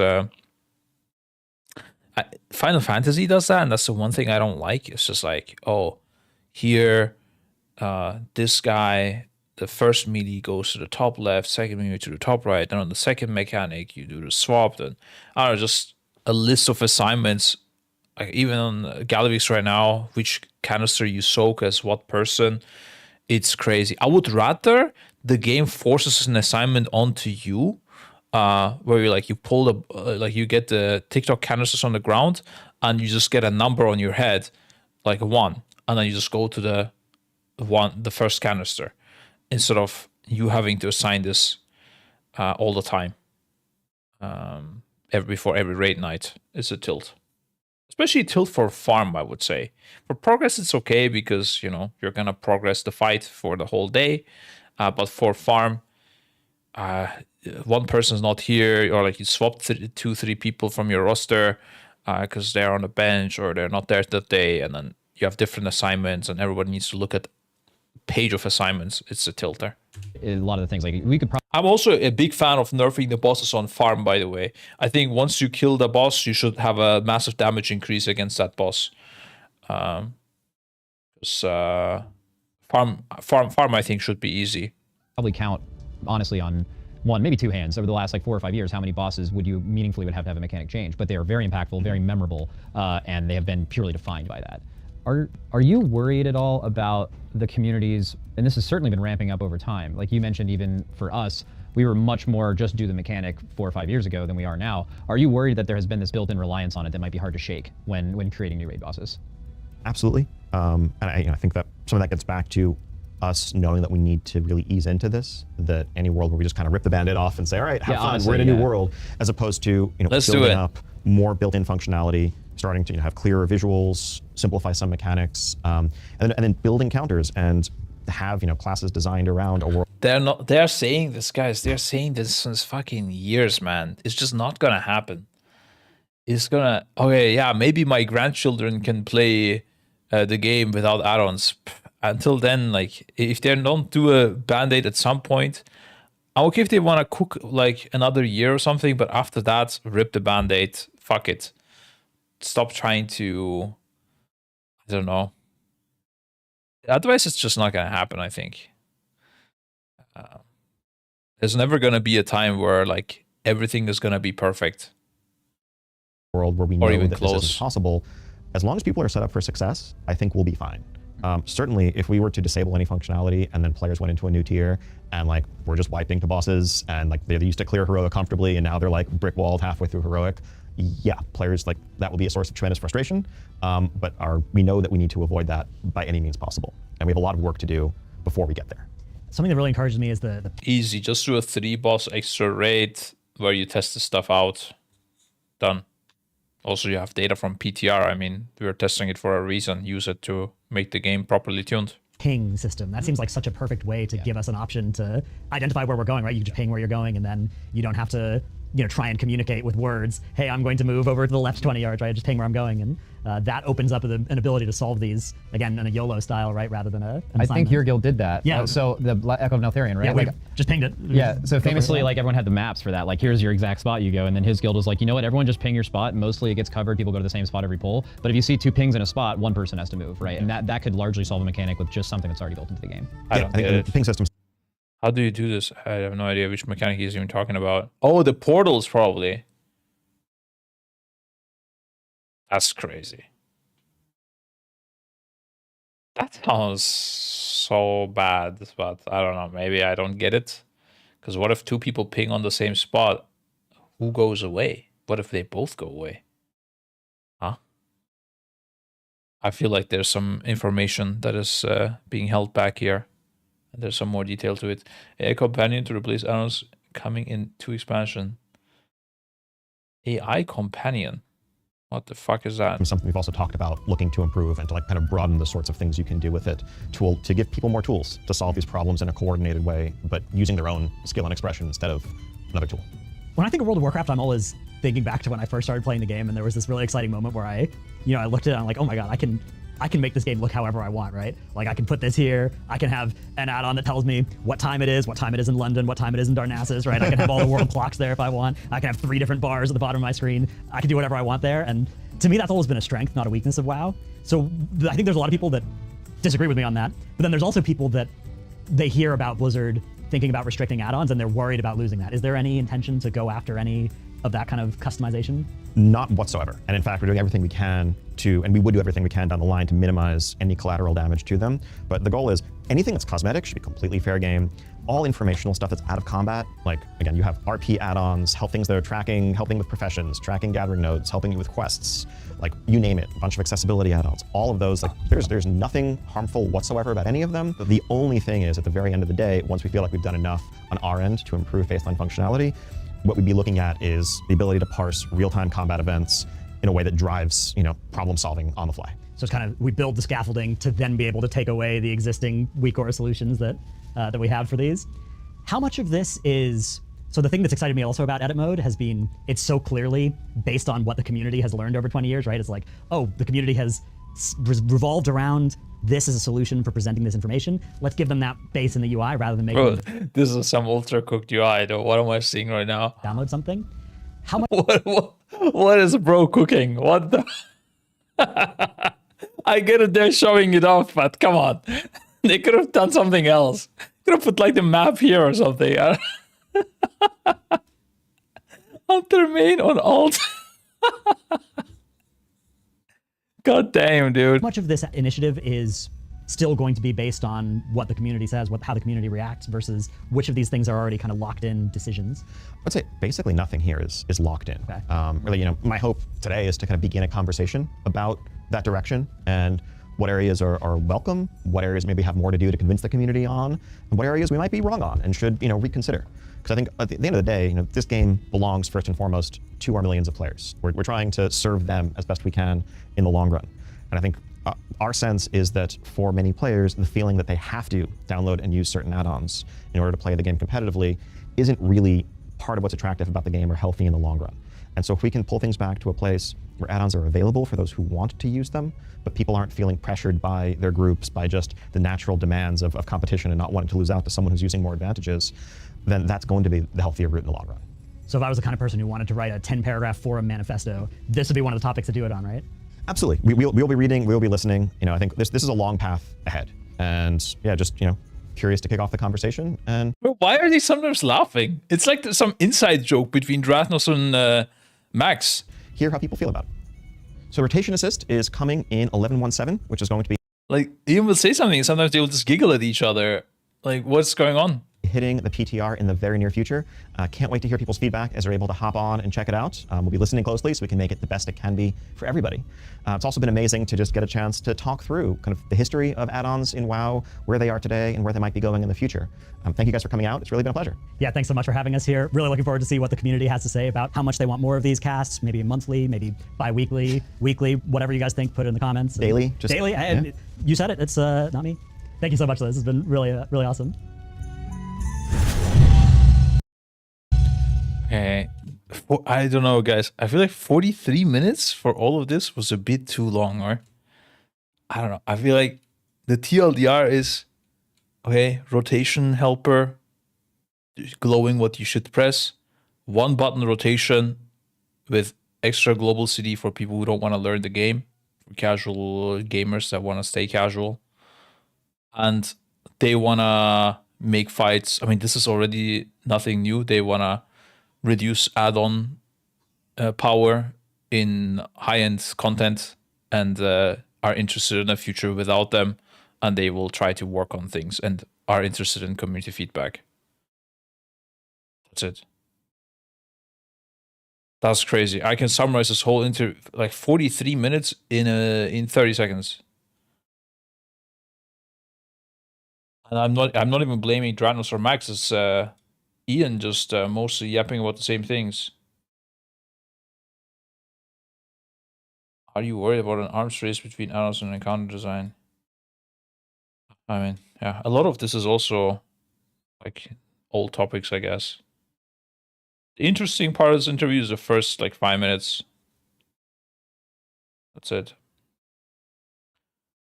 I thought there would be more. Did they release anything else on this, or is that it? Progressing Mythic without bigwigs is the real experience. They said they would implement their own boss timeline. I don't know, bro. They're cooking.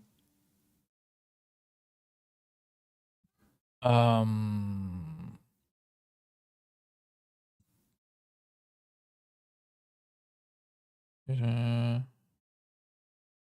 name of the badge: Legacy of Arthur.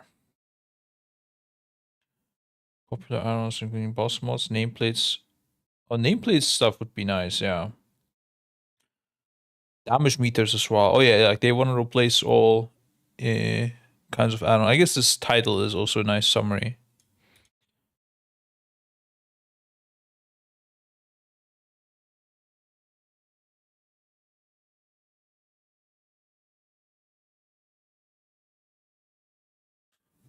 Let's be honest, Blizzard is like a kid in a fog, of course. The day they ban those damn weak orders from this game will be a wonderful day, but let's not kid ourselves. It won't happen soon. At best, we're looking at months, if not years, of wars between Blizzard's half-baked UI and add-on creators. Oh, yeah. This is definitely not happening anytime soon. Maybe not the next expansion, but the one after. That could be a thing. If we're optimistic about it. Most likely it's gonna get scrapped.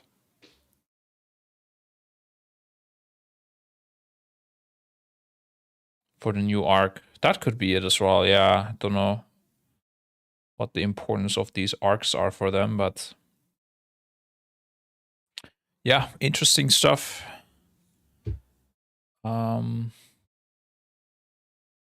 What do we do next? Wait, when is my meeting? Let's see.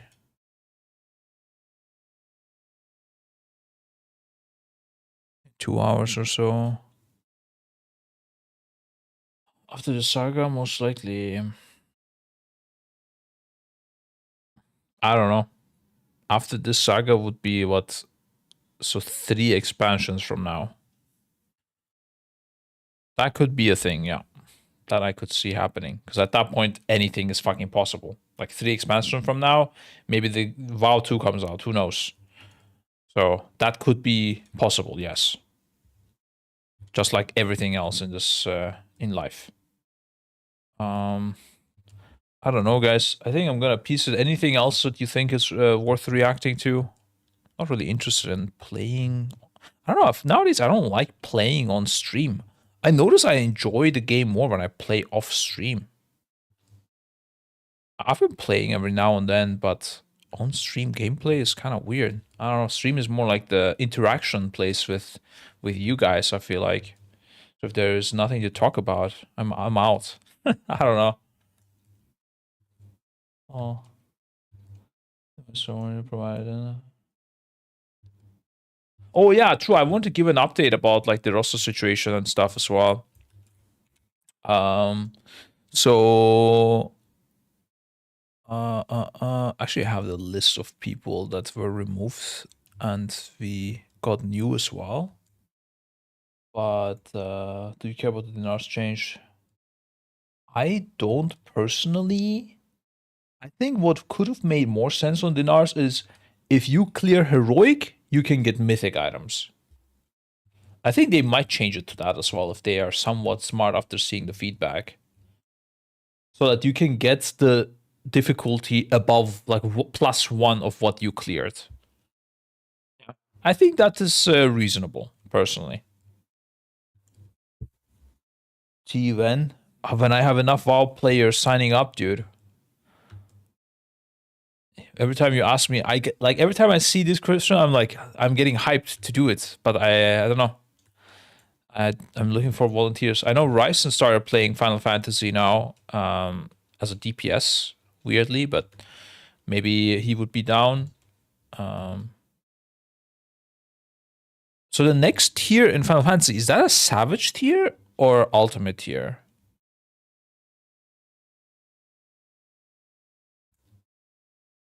Also, is it it's Ultimate? 7.3. When is that expected? I remember a date that I got hinted, but I don't know if I remember it correctly. Okay.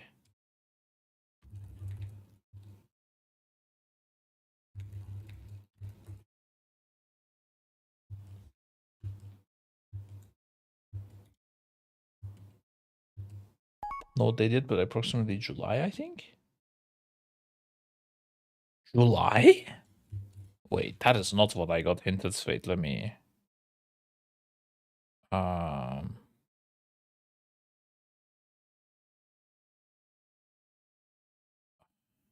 Try to remember the person's name. Yeah, got it.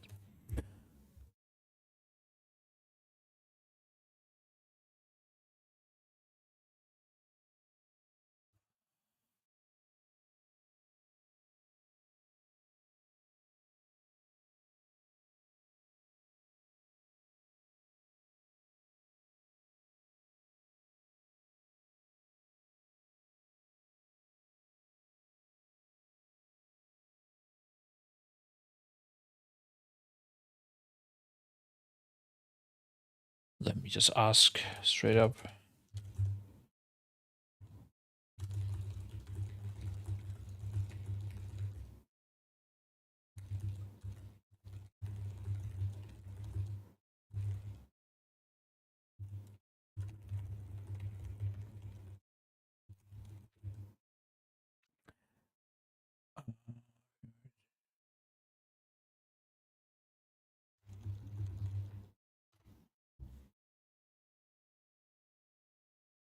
Okay. I go. Oh, sorry, Dan didn't see.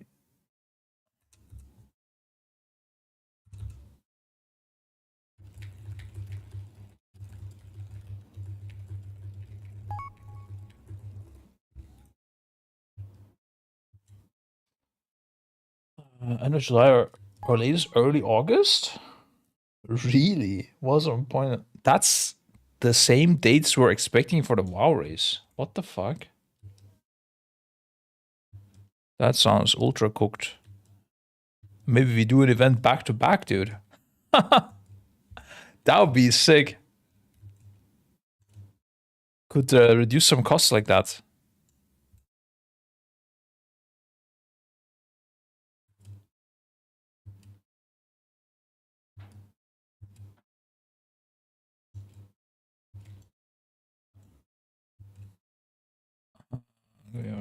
Oh, okay.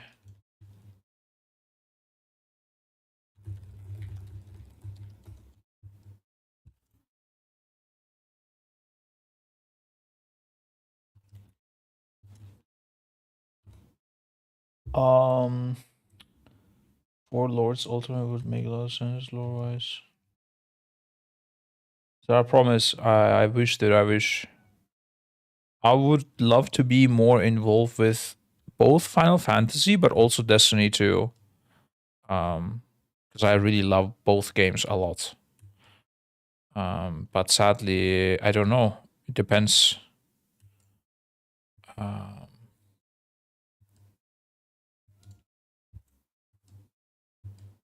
But I hope so. I hope we can do something. For some reason, I had this a lot later in the year in my mind. I don't know why. Maybe I didn't even think this late.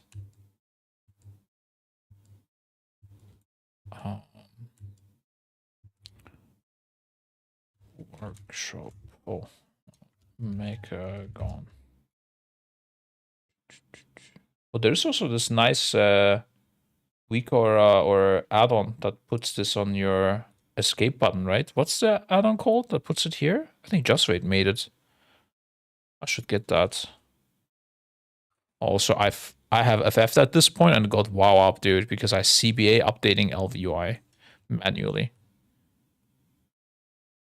Nowadays, it's on, like, there's a CurseWorks client for it anyway, so you can still support the creators. Teleport menu, it's called. Get add-ons. Tele.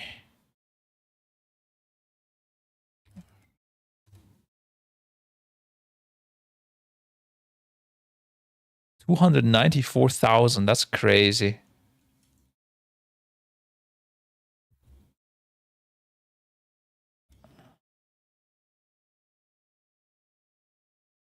So it should be end of year. Are we sure it is an ultimate now? I swear. I mean,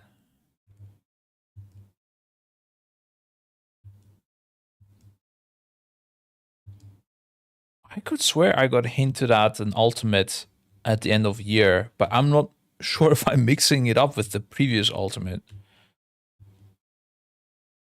Maybe I'm a bit cooked. So every even patch. Yeah, I know that's how it is typically. It's just I don't know if that's the case. Like, did they confirm it? We should harass our guys to join for tea. Yes, that's what you should be doing, exactly.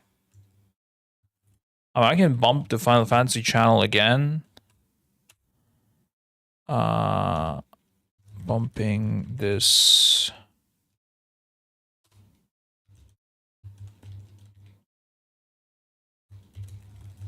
I'll also force a reaction, like either yes or no.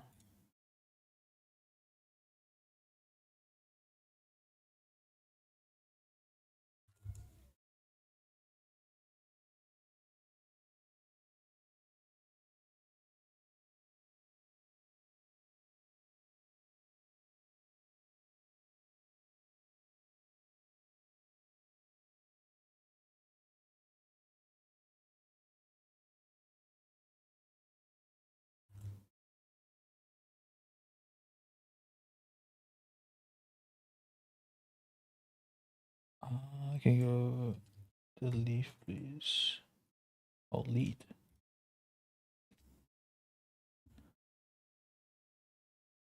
Doing a key here with Dan, our chief commercial officer. Yeah, I was going to talk about the changes at Echo. So let me look it up. Check. We got a bunch of new players. Also, I can also comment on the whole Laguette situation. With method recruiting them. So the last few weeks, while I was off stream, also partially, or like a big reason why I didn't do the Raider ranking was because we were gonna remove a lot of people and also take in new people. And it kind of depended on some recruits and stuff. I just didn't want to do it. Actually, the raiding team was fine with me doing a public one, but I don't know. I just didn't have the time as well. But yeah, we have basically removed or lost, let's say, depends on the situation. RT, Andy, Dota, Hopeful, and Onesie. Where Hopeful, he left himself, and Andy and RT, let's say it was a joint decision. And then Dota and Onesie got demoted. All of them, very nice relationships with all of them. That was very thankful with how they did. Oh yeah, okay.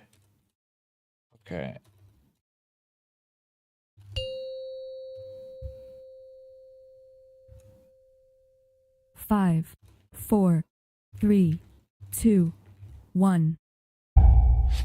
And this is on the boost side on the webpage. On the boost side, you mean coaching? I look at the team page, but I don't look at the coaching, if you mean that. Oh, yeah, we could remove that. That's true. The website is generally not being updated a lot, but we're looking for someone. Oh, yeah, we also lost our social media manager. He's not in there, but that's another thing, I guess. Oh, let me blast here a bit, guys. This is an intense pack. Whoo.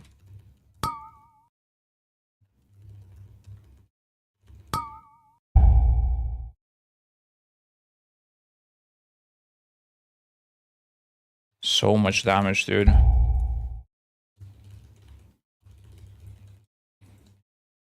Okay, I was not mentally ready for this pack. But we did it.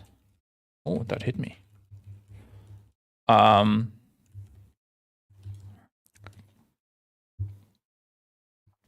Yeah, so looking for a social media manager that also would manage those small things on the website, because we don't really have a assigned person for the website right now. But yeah, lost those players, but in return got 5 new players. So we lost 5, we got 5, I think. Actually, we should have lost 1 more, but I don't see it here. I think we went down by 1 player, if I remember correctly, but not sure who.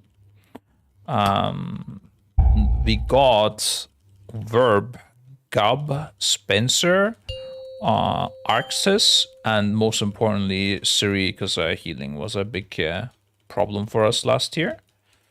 I would say generally a good upgrade.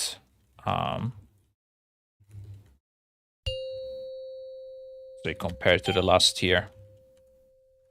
So very happy in general with the swaps, especially on the healing side. I would say we have big hopes with Suri.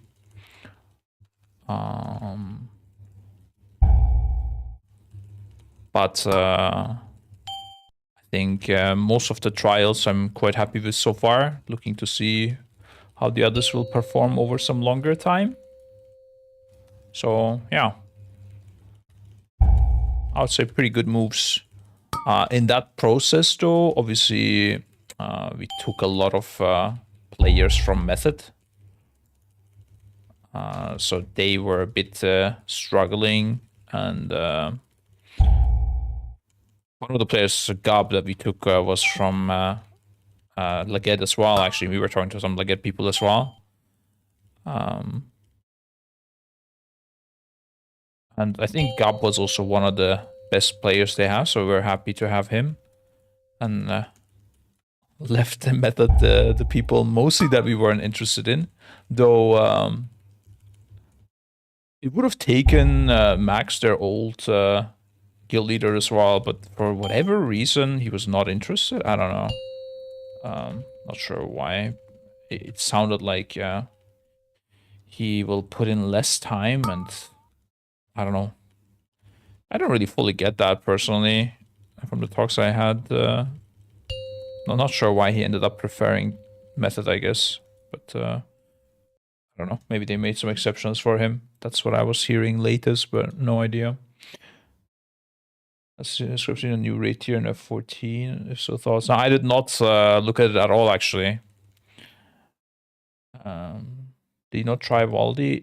Oh, we tried a lot more people from method, but basically all of them got a very large pay increase whenever we tried to poach someone that we were interested in, which is, I guess, nice for them. And I don't mind it at all. And if they deserve that money, that's great. You know, we were part of increasing a bunch of people's salary. That's great. You know, we do a charity like this. We increased our own healer salary as well. Because, I mean, basically the market demanded it.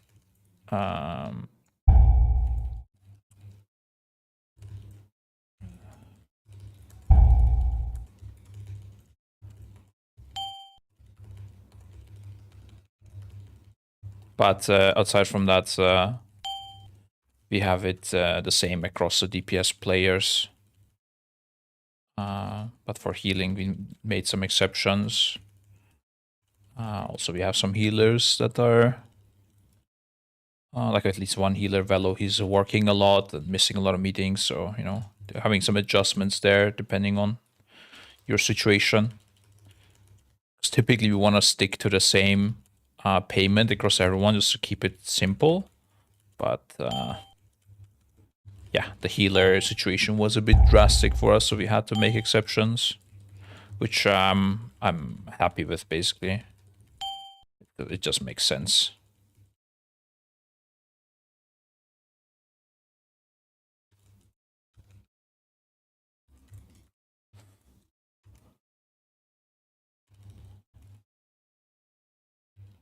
Well, it's a funny person. Well, he's special. Yeah, Valdi, I talked to him as well in the meetings and stuff. He sounds like a really cool guy. I did not know him before.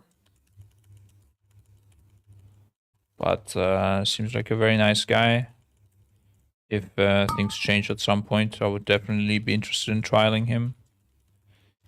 Back in the days, we were gonna recruit him as well, but a lot of people were like, oh no, he's full DPS brain and stuff. I don't know if this was like he was like playing risky and doing stupid things, where people were warning us. But from what I've seen, his gameplay, his decision making on Muggsy, I don't think he is like that at all.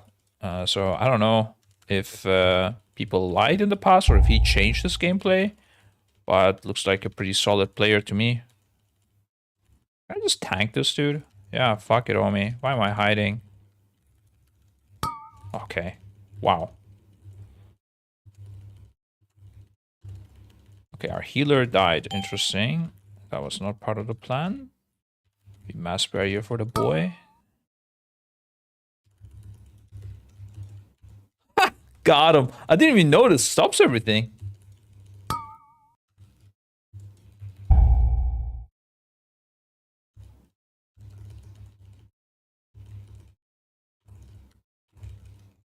Oh.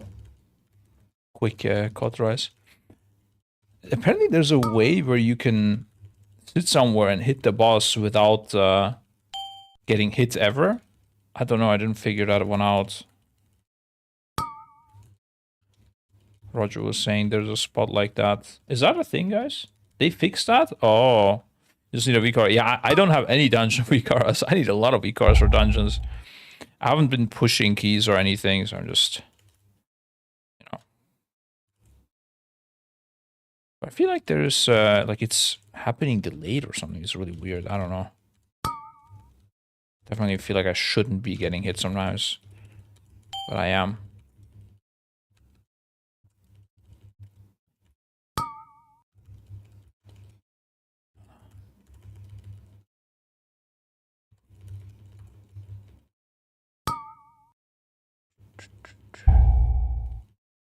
Oh no, they killed Dan. Now we're gonna get sponsors. Oh, almost pulled this pack. Okay, they're sleeping apparently. What the fuck?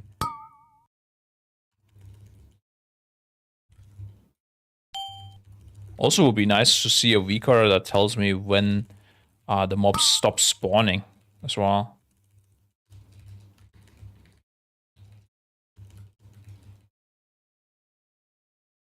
Huh, if he doesn't give me room, he dies. There you go.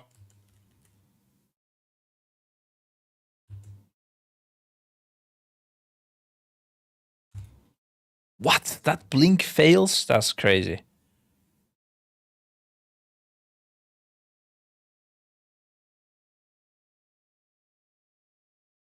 Do, do, do, do.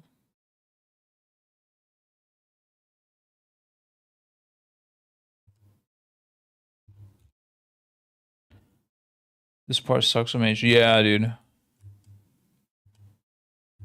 Maybe you can do something with the sprinted invis. I don't know. Not even sure if I have it spec'd. Not on M plus apparently, because you need all the utility stuff. In raiding, I always spec it. It's just so nice. I just don't know what to do here always. Are we supposed to kill this alarm bot? Or do these just spawn on a timer? No idea. Ah.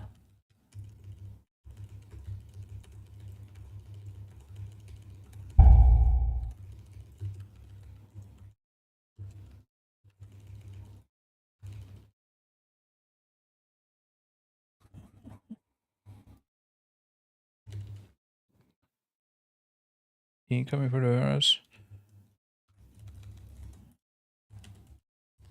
Okay, I keep getting aggro the moment I hit.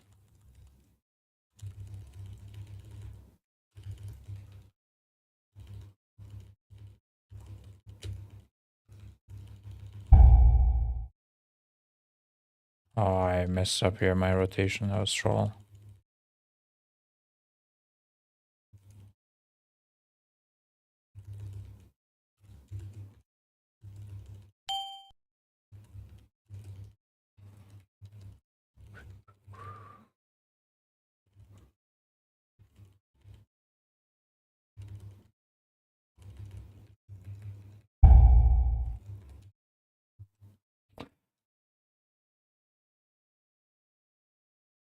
Yeah, I think our roster is pretty strong. The only thing we miss now is Scarus, dude.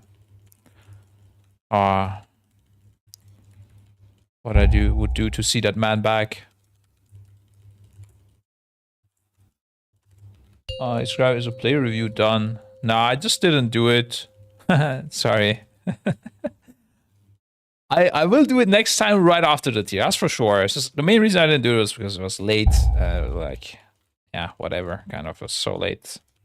But yeah.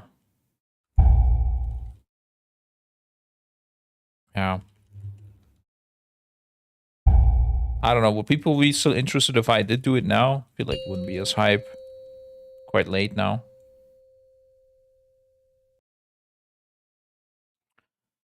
Get G to play Paladin. Holy, where's that cook? That is a cook, dude. Jeeth Pala out of nowhere. Can I jump? Hello? What the fuck? Okay. Great. Great. This is crazy. This never happened to me before. That is wild.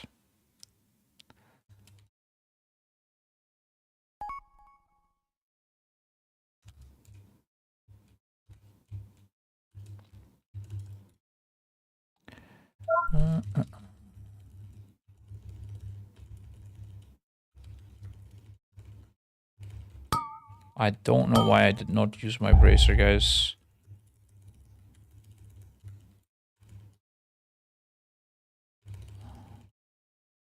Hey, somebody stole my spell steal. Oh my god, get out.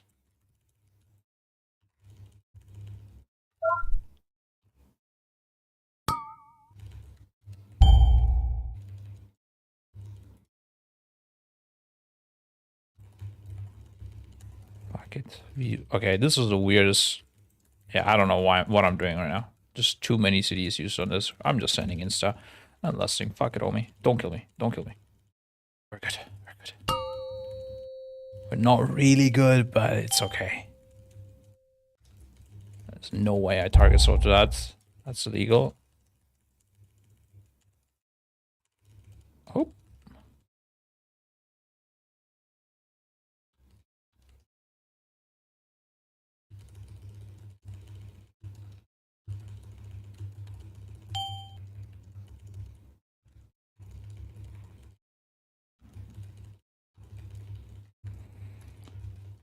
Likely this is a 10 and none of you are judging my gameplay.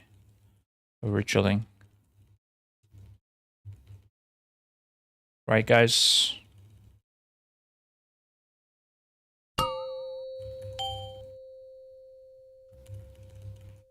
Woo! I didn't even see that thing. Holy. Good thing we had all the time already.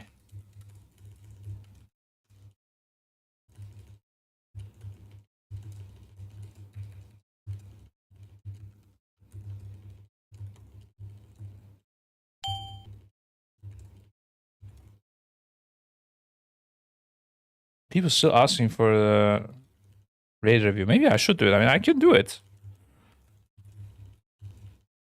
Okay. It's also because I didn't really have time to stream. Because of the amount of shit. We're also potentially gonna swap venues, so... tons of stuff with that. Like, if the race was to overlap with Gamescom... we're completely destroyed on the hotel prices. So... Oh, it went through. Guess it doesn't buff. What's happening? Okay. Fuck it, Omi, we're going. Woo!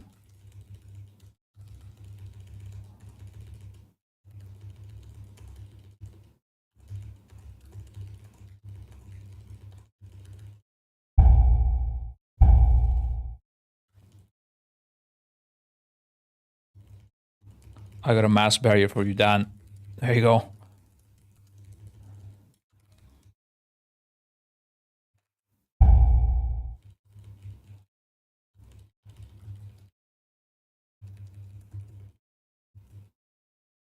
Mage is so strong, dude. It's crazy. Just the survivability of Mage is just insane. Doesn't feel like you need a healer. Because we killed the wrong ad first. Back to Arcadia for Sepulchre, like tier prep. I don't know, a lot of people have like sad memories of Arcadia because I think there was like the power outage and stuff, but I really liked Arcadia personally. Mainly because I like places with like big areas, and our venue there was really big, the place where we played in. And I really liked that. I also really liked Sweden #2, where we were in a warehouse.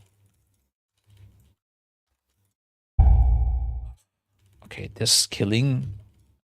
I need some other tech. Targeting that was not the play for my DPS.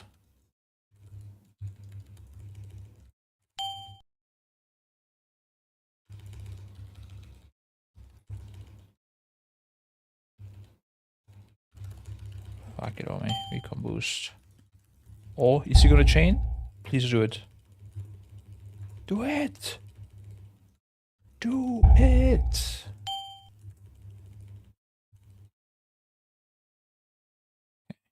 Not do it. It would have been such a DPS increase to chain those, and if I was spreading night on this. I wish tanks felt my pain as well. I guess now I can play the mechanics. There you go.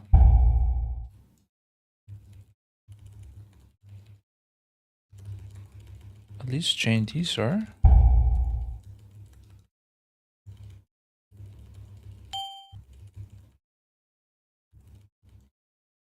Yeah, let's go, dude. Finally.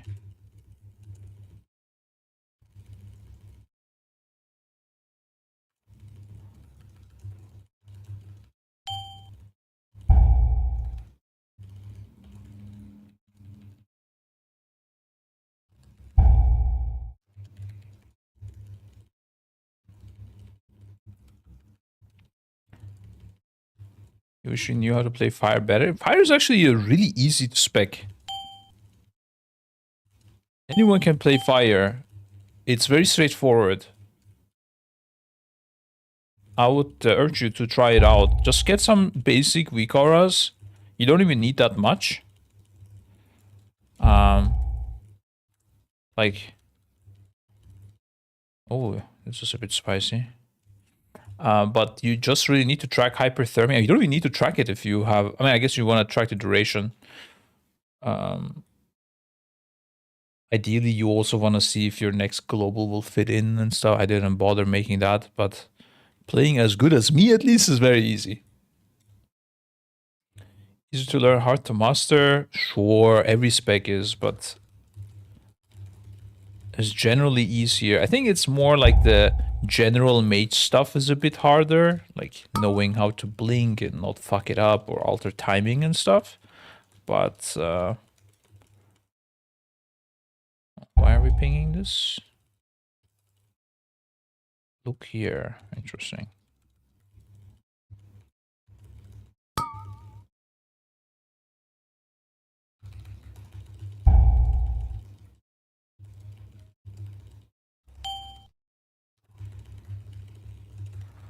Then we send the CDs here.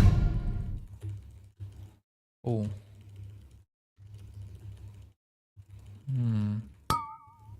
Wasn't sure how the braces work the same way as before, but looks like they do. Damn, our healer's definitely struggling a bit, it feels.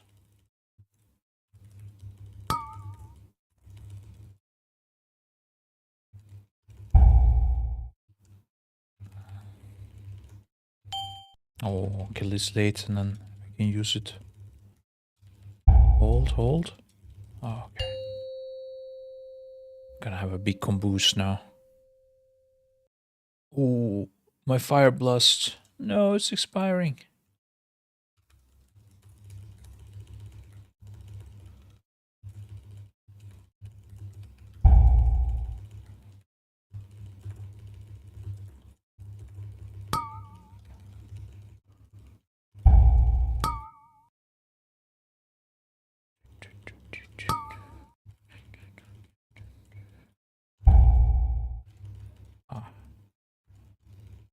Also with Fire Mage, interesting thing also... Holy fuck, he really does not heal, yeah? This guy. It's wild. Fuck it, we ice cold this.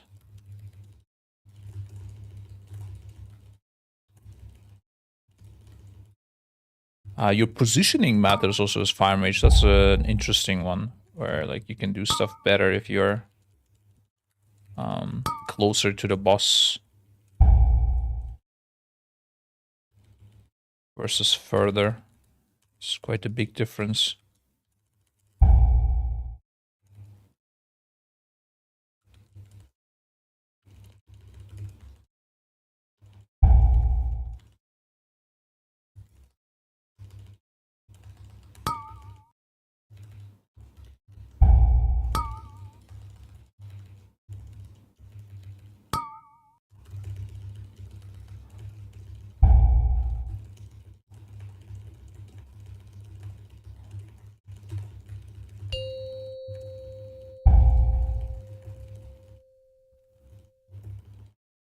Oh.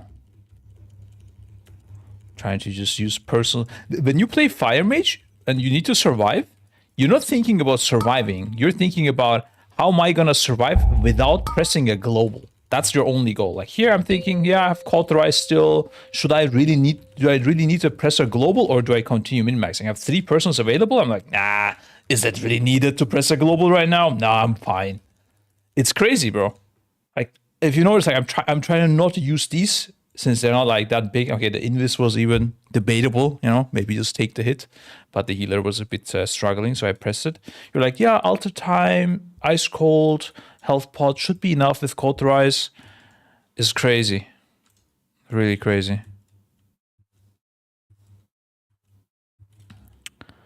The weekly key is done, guys. You don't want to be too close though, because you can't pre-queue stuff like double pyro. Pre-queue stuff like double pyro? I don't even know what that is. What do you mean?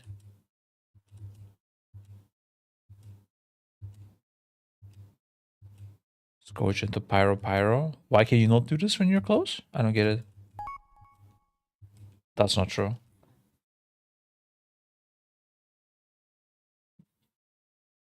Maybe you're confusing it with haste? Oh, sorry. Yeah, coming up. It definitely does not.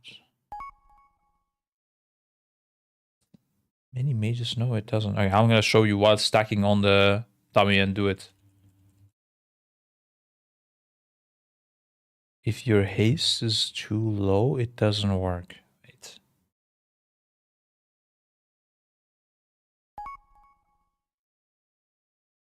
You guys are either ultra cooked or something is. I am missing something big.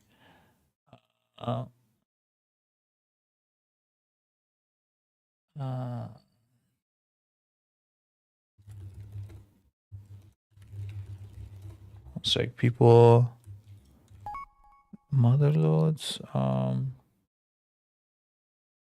Let's see. Do I have time?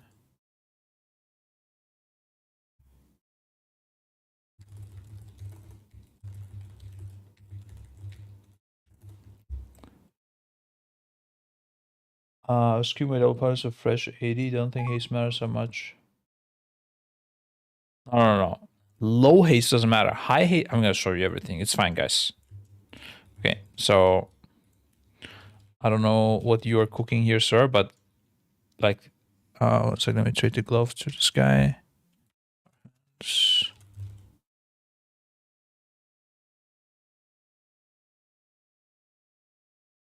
Okay, so you're saying when I scorch pyro here, I won't be able to pyro again because I'm too close to him, yeah?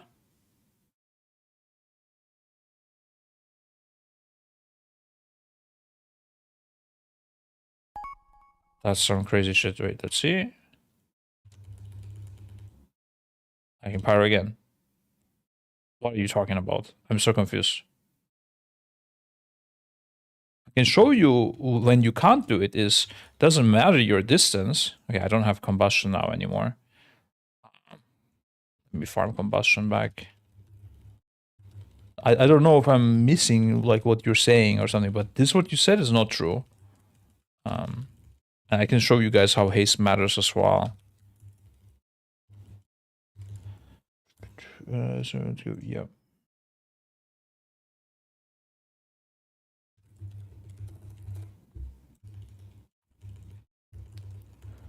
I can show you how haste matters in a sec. Fortunately, I have a million haste things. So, isn't it? I don't know. I've had this discussion a lot further how it works. At least is how you all the majors would have explained it as well. No, I mean this is just completely fake. Never was the case. I don't know. I don't know what they're talking about. The high haste thing is a case that is true. If you have too high haste, basically what happens is, and this is not some like mystery as well. What happens is your scorch cast is already quite low, like time, right? And when you have too high haste, your scorch cast will complete earlier than your global city, which means you can't chain the scorch into the pyro. So if you have a proc ready, and like let's say I want to get rid of like on a scorch pyro, my scorch will complete, then my GCD will be ready, and then I pyro, and now obviously I can't get 2 stacks from this because it went into the previous pyro. And yeah, I mean, I can demonstrate that as well. So if I have like big trinkets up everything, you'll see it's wasted. I didn't get it. But it has nothing to do with the distance or anything. So I don't know. Haste definitely is a thing. You should have a VCore up for that, and that's when you just fireball instead of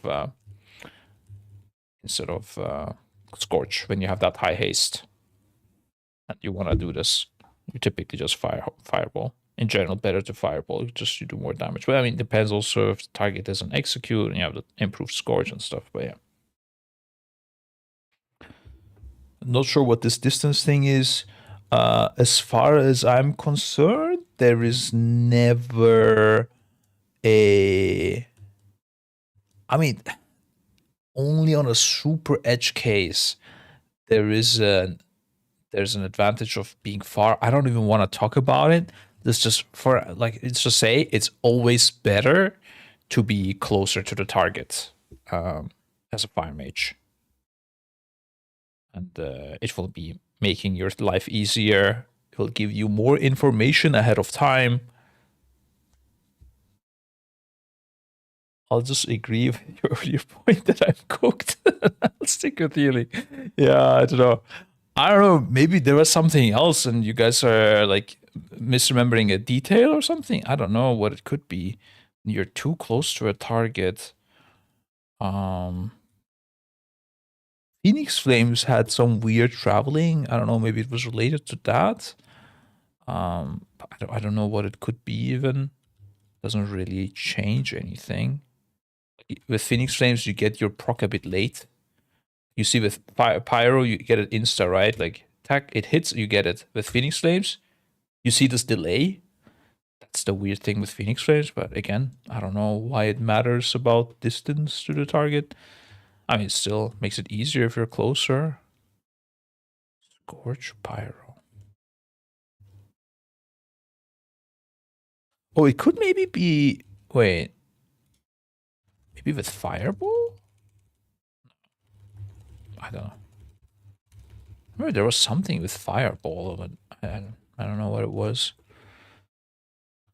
Honestly, maybe same. Yeah, I don't know, guys. But if you do figure it out, let me know. That's some stuff I don't know about.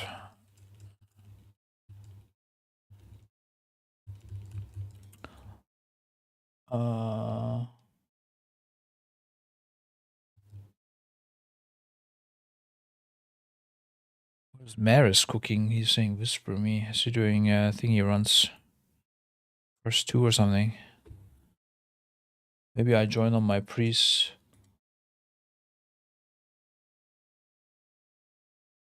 Let's run. Alright.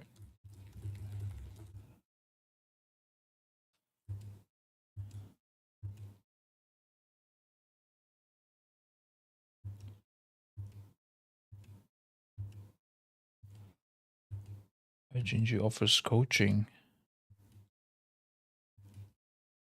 I mean, I don't even know what I don't know. I guess I think I do understand mage. I offer coaching on fire mage as well. There you go. Actually, I don't. I feel like there is some stuff I'm missing about fire mage. I didn't really bother like looking into it in too depth. I think there's some stuff I'm missing. I don't know what. I don't even know what. Yeah. Did ask Flex to check my logs, but he didn't find anything.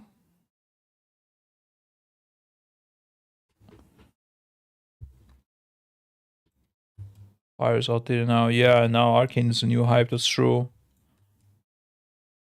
Fire seems more fun though. I don't know.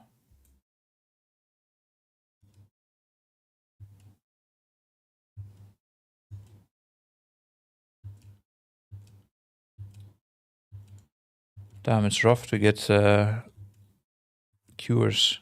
Chat, if you want to queue up and do this plus 12 mod load, go ahead. Raider IO score farm has started officially. Let's go. I have completed every dungeon on a 10 now, slowly over the weeks. So I have actually a decent M+ score. Easy. This was rough. The first ones were rough to get into, dude. So a thing in BL, not many mages know. With 2 hot streaks, you Phoenix into double pyro.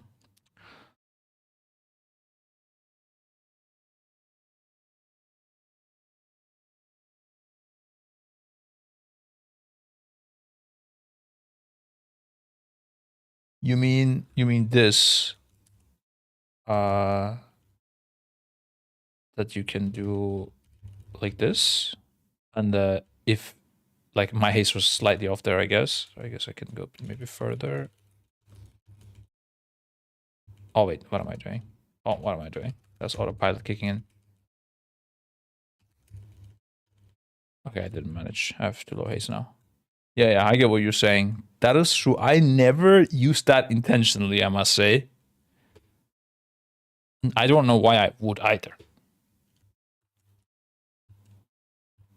Sometimes what's interesting is if you have hyperthermia and you're just shooting the pyros and you have high haste, you'll have multiple pyros in the air. And that can get confusing sometimes. But that's also another thing. If you're far from the target and you're playing your normal rotation, it's sometimes you're really inting yourself because like that's why you're jumping, right? If you're jumping, it kind of means you're losing DPS, right? The reason you're jumping is because this pyro is in the air and you're trying to cast Pyroblast, but that means your global is ready and you're waiting intentionally by jumping. So it's really bad, actually, if you are like required to jump. Ideally, you would be never required to jump, which means you want to be closer to target for that.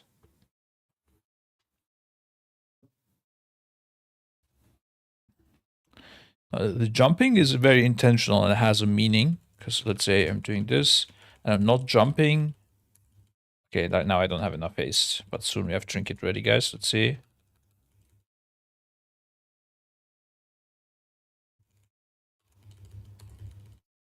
Okay, no, never mind.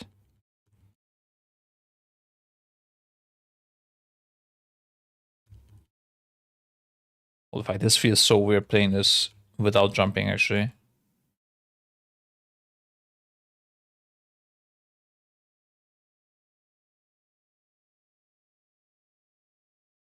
Well, in trinket, if you don't jump, you start casting random. You mean like, yeah, hard casting.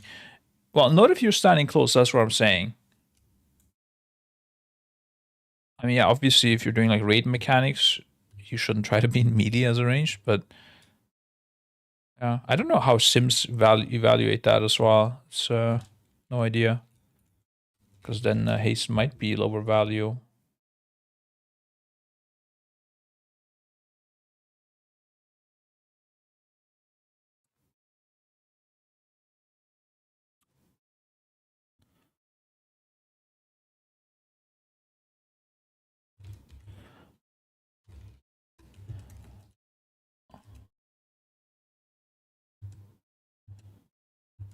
Chow, what's the game I should try if I have extra time right now? Like, it doesn't even have to be an MMO. The Last of Us? Isn't that an old game?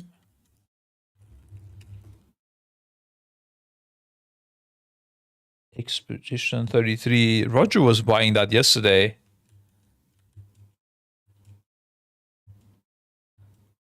Bro, what I need in my life is G2A sponsoring me to try out the games. Getting it from their website, easy, tac, and I just sit there and try new games all day. That would be fucking fun. Monster Hunter. Yeah, I heard of that as well. I actually have a game code for that that I could just use. It's out on PC from the G2A guys. He just gifted me one. PC Remastered Last of Us just released. It's on PC now. It's turn-based. Expedition 33. 96% like this video game. That's a lot of people. How does it look?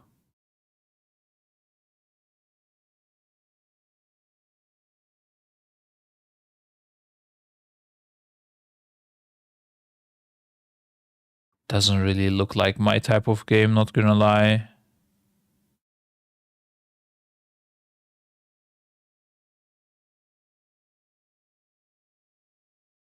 It feels like, for the sake of graphics, some nice clean UI got sacrificed here. I don't know, maybe watch a video. Gameplay.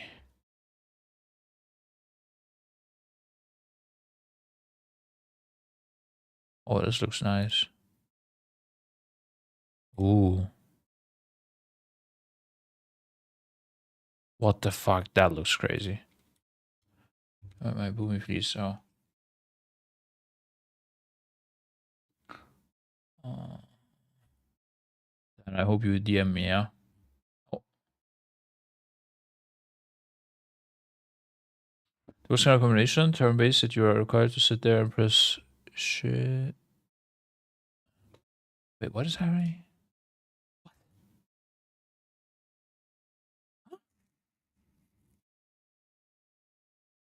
Why are people leaving?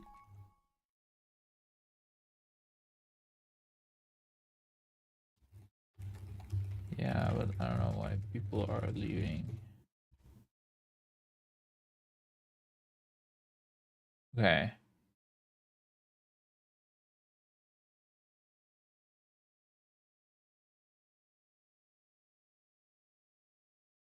We recovered. Can turn off the timing stuff if you don't like it.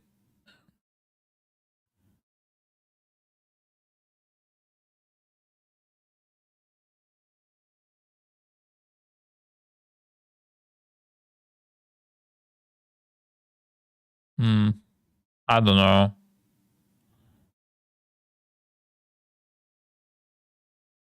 I'm not too impressed by this so far.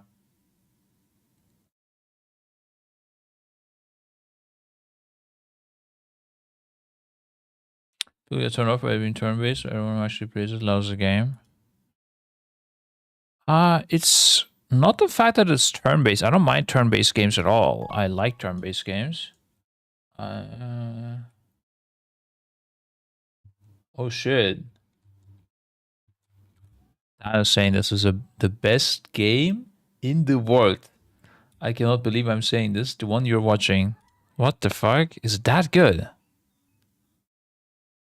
just looks a bit complex, like so many things. The low single target eyes of fire and lightning, earth damage, 4 hits, critical hits, generate corresponding stain. Reminds me of Magic the Gathering, the card game. It was always too complex for my brain. I was a Yu-Gi-Oh kid, you know? Really one of the best games ever released. Based on what though? Like, you know, it could have like great story. I don't know.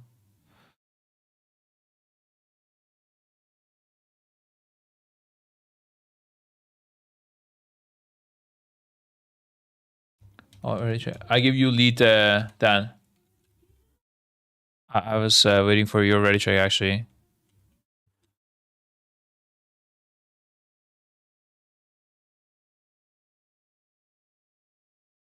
Feast. Feast. Popping the feast for the boys. The priests and stuff is ready. I'm down.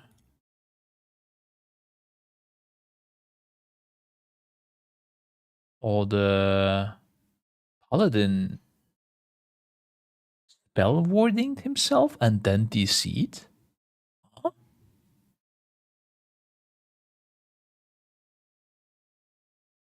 Not just game of the year, but also game of the decade. Not more. Holy fuck, okay. Maybe this is just worth gaming. Should I pop it on stream, this game?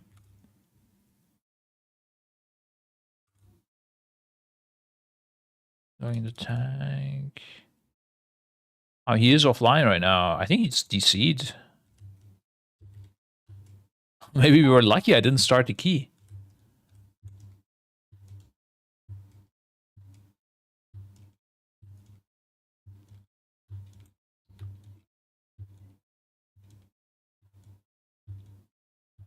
Okay, bro, what happened to this key? What the fuck?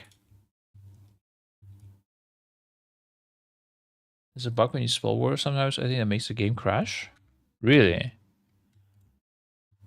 Interesting. Dan, I'm ready to go insta. I know you have low time. Let's go summon as well, maybe. Need 3 gamers, guys, to join us. Epic adventures. If you put it, I'll definitely need to play myself beforehand so I can weed out spoilers. Oh, okay.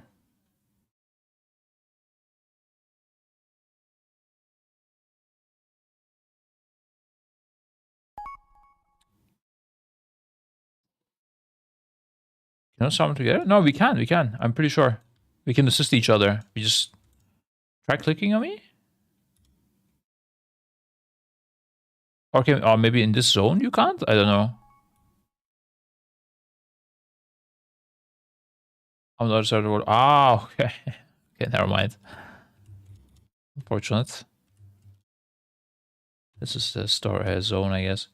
Yeah, the story can be spoiled very easy. I see. Yeah, I don't know. I never really read the story though. Story is amazing, so would be sad. You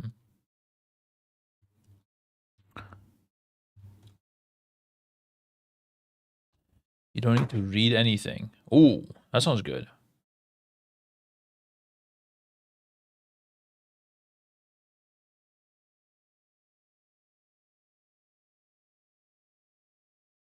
For this one, maybe watch the cutscenes and such.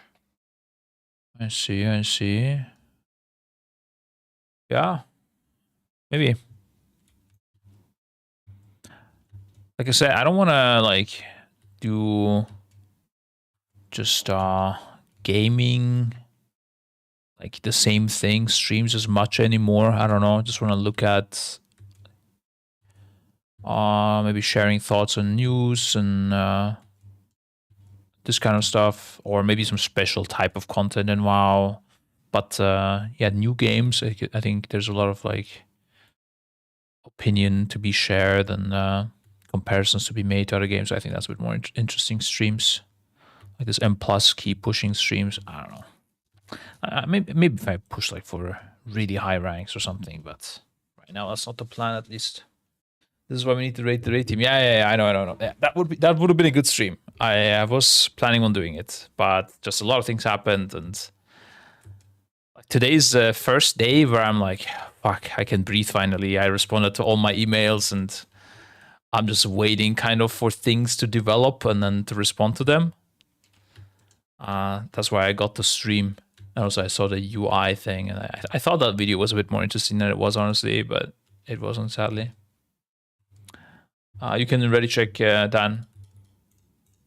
I will send it, or like ready check pool. Oh, you did actually. Multi wasn't already. Oh, yeah. He said ready now. Okay, let's send the timer. Yeah. 5, 4, 3. Gonna become the main healer of Echo. 1. There's no way. He's too old, bro. I don't think GG could reroll. I noticed this is a thing. People just no longer have the patience to go and like learn a completely new spec class, you know, something like that. And why am I messing this up all the time? Okay, we got to use the thing at least. I like to spread ignite and then flame strike the hyperthermia part. I don't know if that's full cook, but that feels good. I don't know.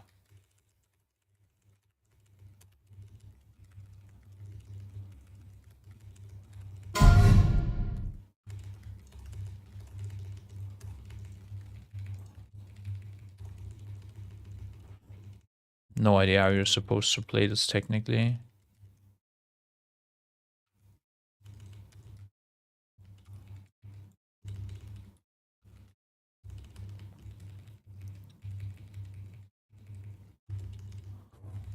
Why are they already leaving, dude? Kill this thing.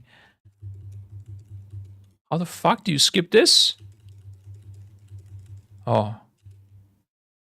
There we go. We did it. This is some new route. I've never seen this. Oh, I remember an Arxis clip. Watching this. You need a keybind to hop off of a vehicle. I bet you can keybind that.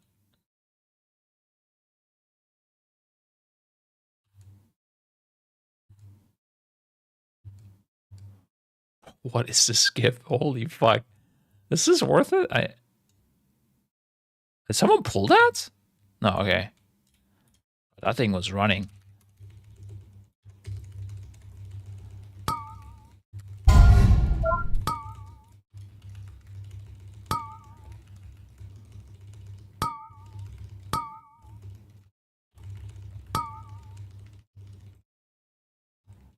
Pocket, we send the trinkets. Who cares, homie? Oh, let's go to combustion proc, dude.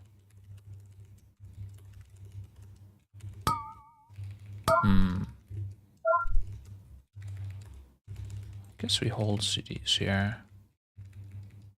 Although... it's kind of troll to hold them, right? Because we want to have it back for the burst, but I don't know. Let's see.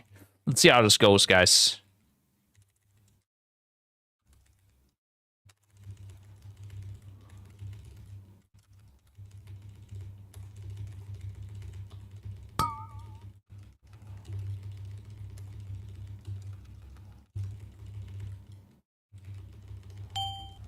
Misplayed there as well.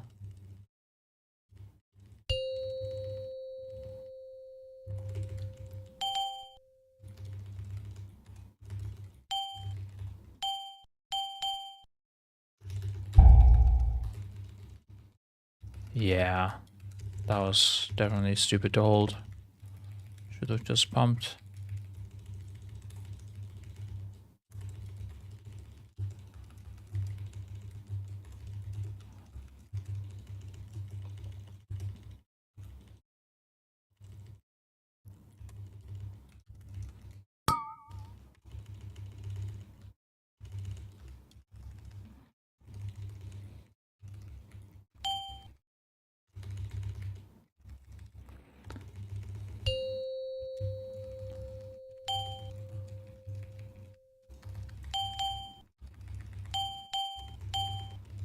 I wish we would min-max this buff more as well. I see a lot of people don't min-max it a lot.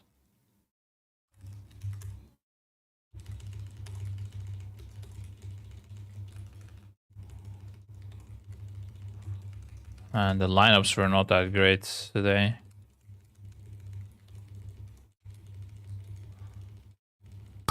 The last one at least maybe will be good.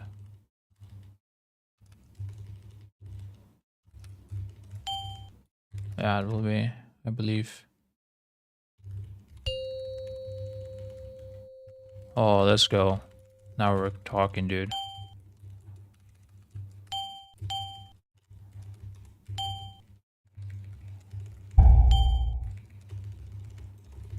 Yeah, that's the extent we need, dude.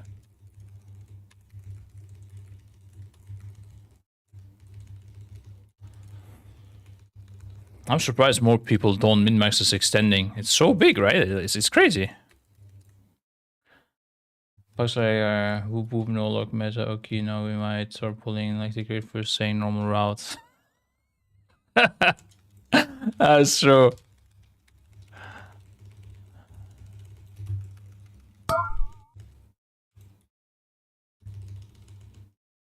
Hey, this is a bit weird not having procs for this.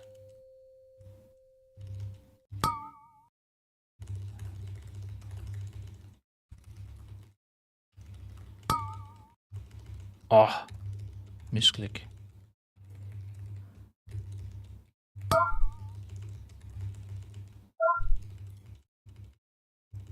Oh, I didn't see this big target. I would have focused it.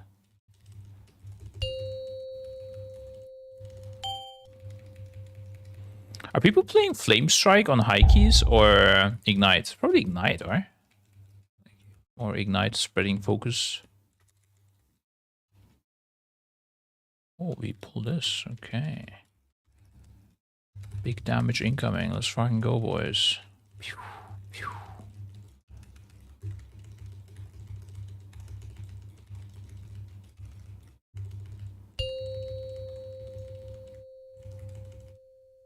Let me go to Flame Strike Esports.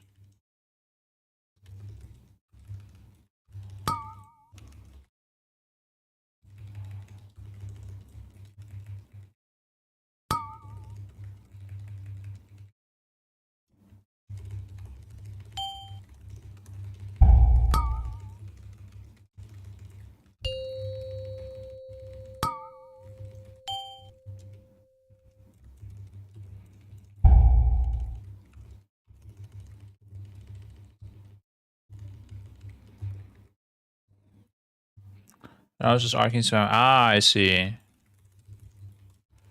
Yeah, okay, that makes sense.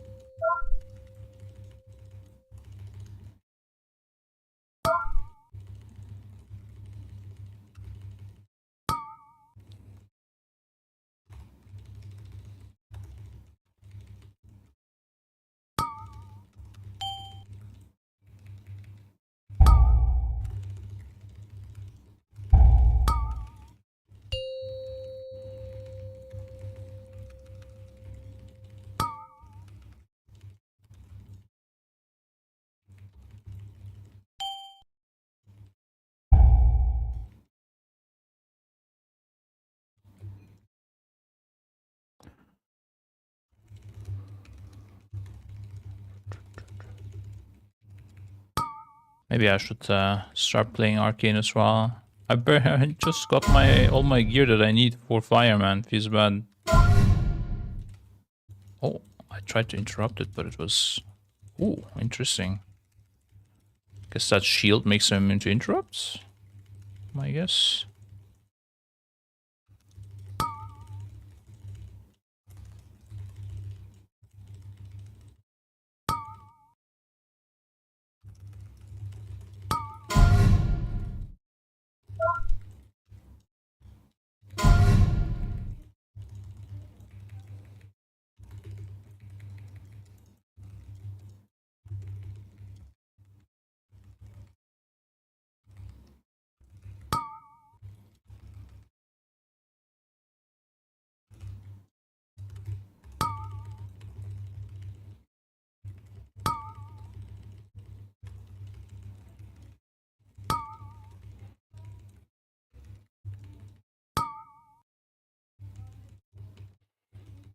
What's probably all 30 mages missing good, so you want to min-max, you need 3 different sets of gear. Yeah, exactly. I hate that as well, dude.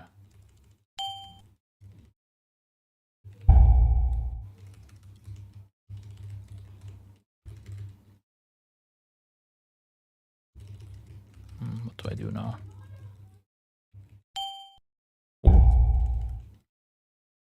Movement speed reduced. Damn, he almost had me there.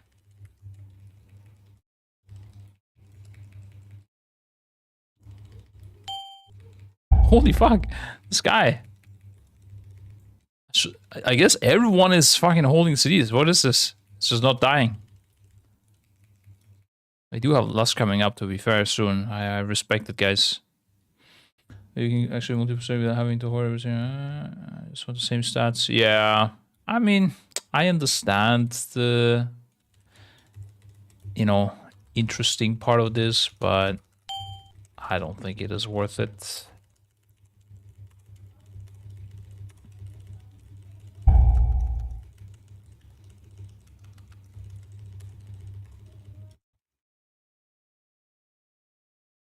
We're juicing this guy, dude.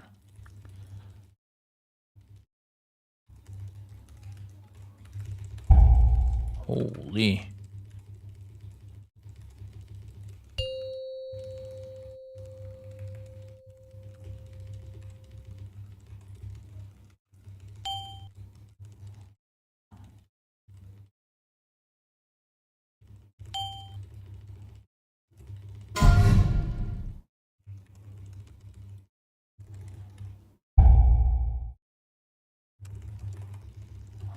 Did I get meaty there?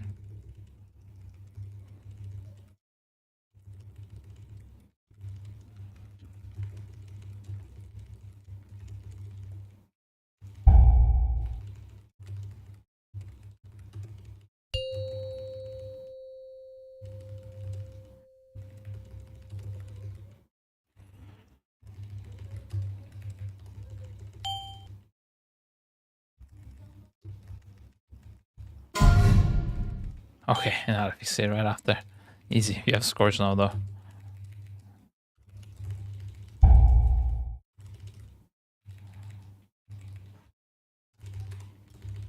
Pocket this in the pot. Scrap Mage is blasting. You know it, dude. Always pumping, guys. Always.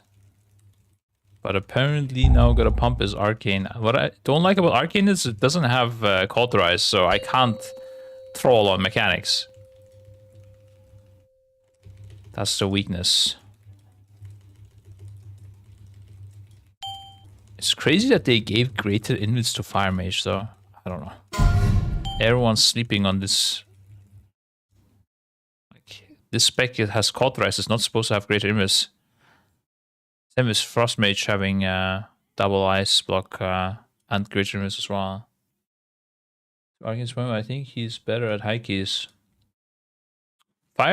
Fire or Arcane better at high keys?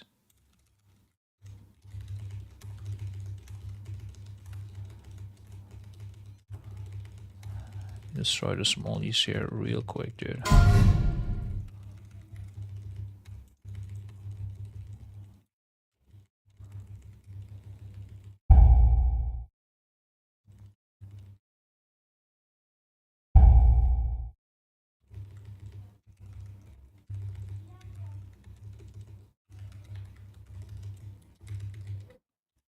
Oh, getting immediate, I think. Fuck it.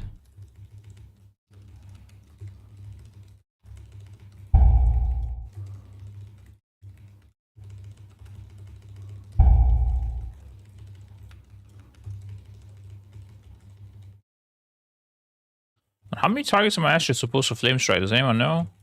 Although I don't trust chat this about this too much anymore. After you guys lied to me about some Scorch shenanigans today. 4 targets? Ah, okay. That makes sense. 3 did feel a bit not great. I was a bit wondering already.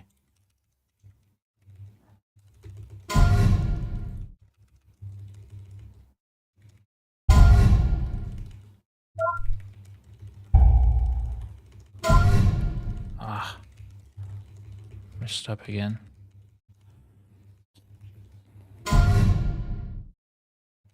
These are still pyro. Yeah. That makes sense. I trust that. It aligns with how I feel.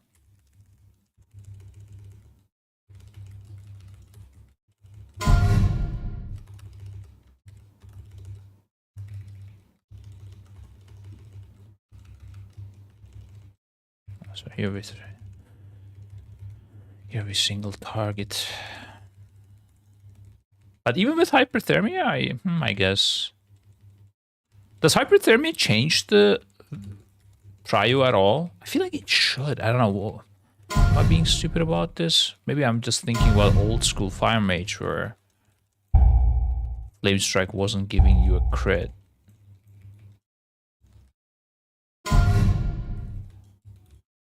Oh, let's go, dude. This is gonna be a juicer now. Oh, look at me, boys. Big pump coming. Are you ready?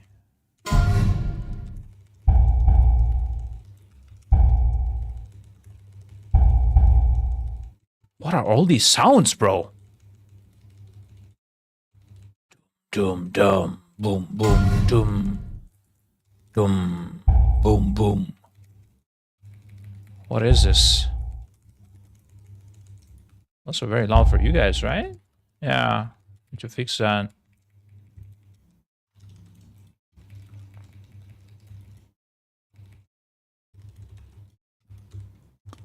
Can we just go boss now? That would be so nice.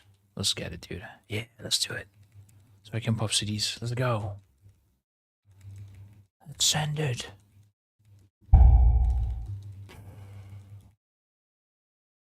Let's do it. Just fucking do it. Surely there's nothing preventing us right now. I just wish I knew and I would just ninja pull, but I'm not sure.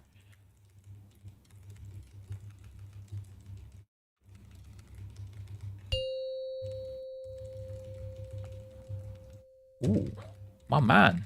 Oh, sir.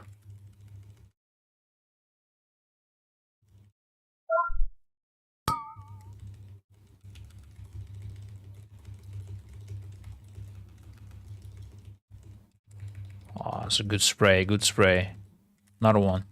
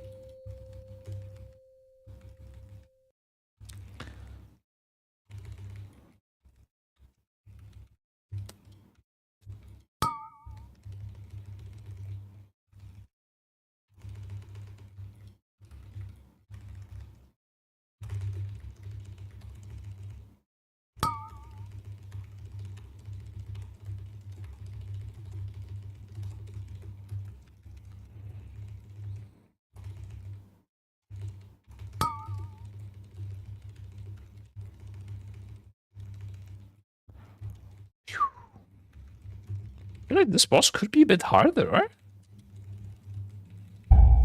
I guess it's a bit weird because, oh my god, almost killed myself there. I feel like I guess it's a bit weird that with higher key level, the only thing that changes on the bosses is higher numbers. What would be nice is if the mechanics actually became harder with higher key level somehow, but I don't know. He makes a lot of the mechanics, a lot of the bosses, a bit too boring the way it is.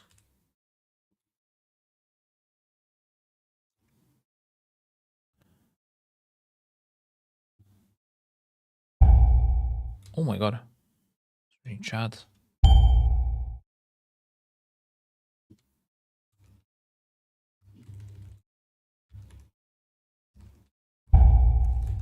Oh my. That was a bugged blink. Dude,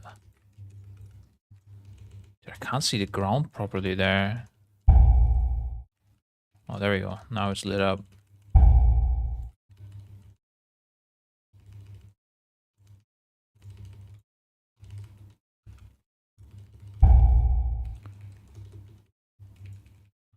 Okay, only one stack only of Incarn. Oh.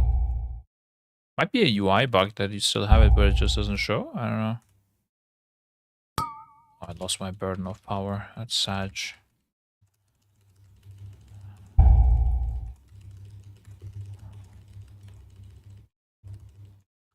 Ooh, that's interesting. I'm tanking. Damn, this guy hits through ice cold. I still have aggro, so okay, never mind.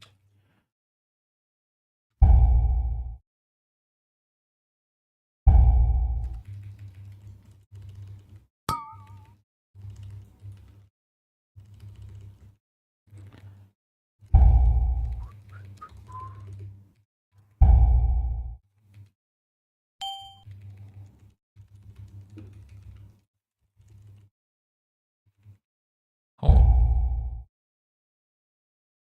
Holy shit, the mines just destroy people.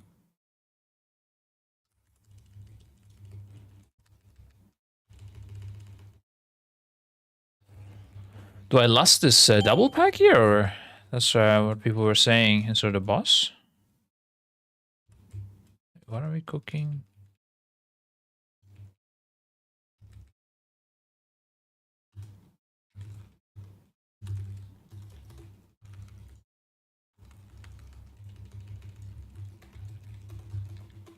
Okay, on this, sure. I would have personally done it on the bus, but maybe this is actually hard. I don't know. Ooh. The blinks are insane. Scary shit.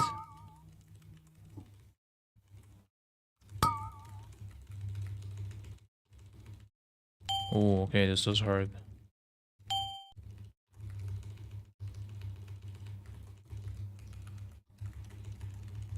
Okay, yeah, let's think this is maybe good. Seems to be apparently a bit spicy. I'm still fine, we're chilling. I'm a mage.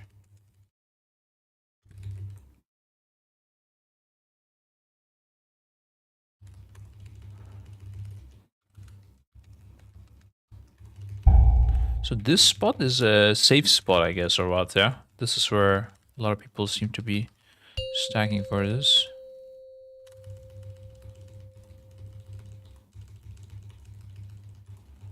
That's crazy. They're just like a randomly... Oh. Wait, does this? That stuff still hits though, right? Uh-huh.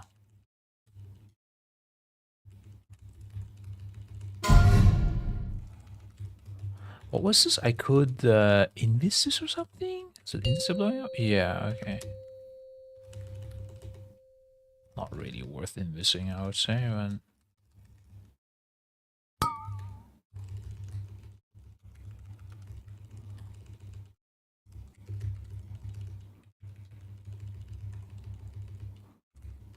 Oh, dude. Got scared. Can invis, yeah. Not sure if it's worth it. Maybe at hierarchies.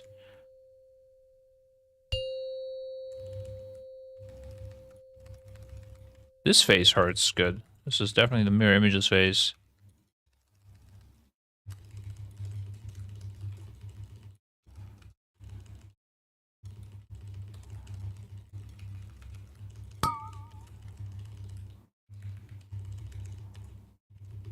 Fuck it, I scrolled this suit. Last time I died here.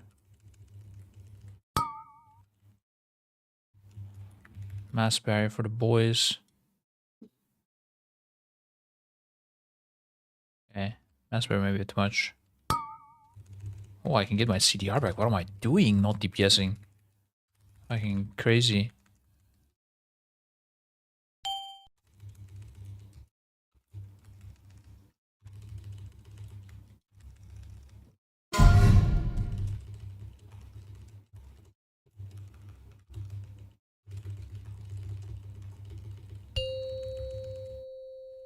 Oh, it's rolled with the bracer. That's bad.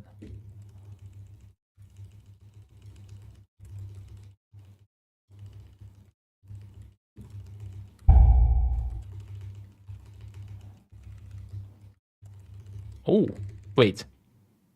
Can I hit the missile as well, or what just happened? Did you... Shadow melt or something? Can I hit other people's lasers? Sorry, missiles?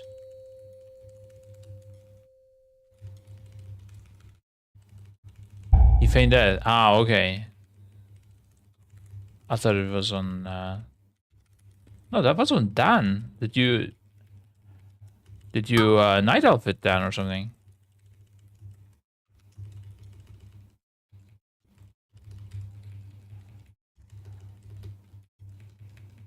Held. Oh, okay, okay. It was a bit spicy, sir.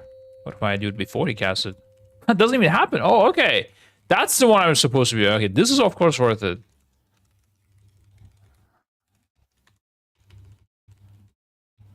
Easy.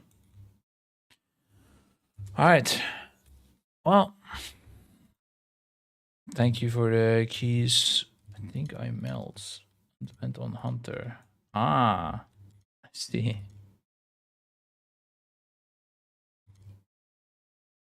Oh shit, so many sparks.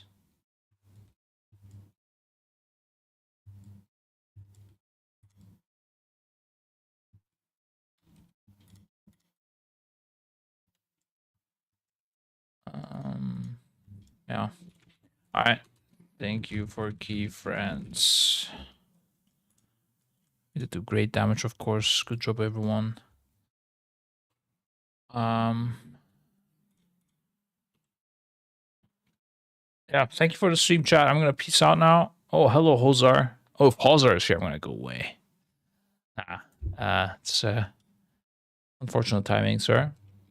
You can FD invis an elf while it's casting and no rocket spawn. Interesting. The invis it worked, but something weird happened there. Alright. Thank you for the stream and see you next time. Maybe I do the raid review, maybe I don't. Probably not at this point, but if there's any new cool stuff happening, I will come and chat with you guys.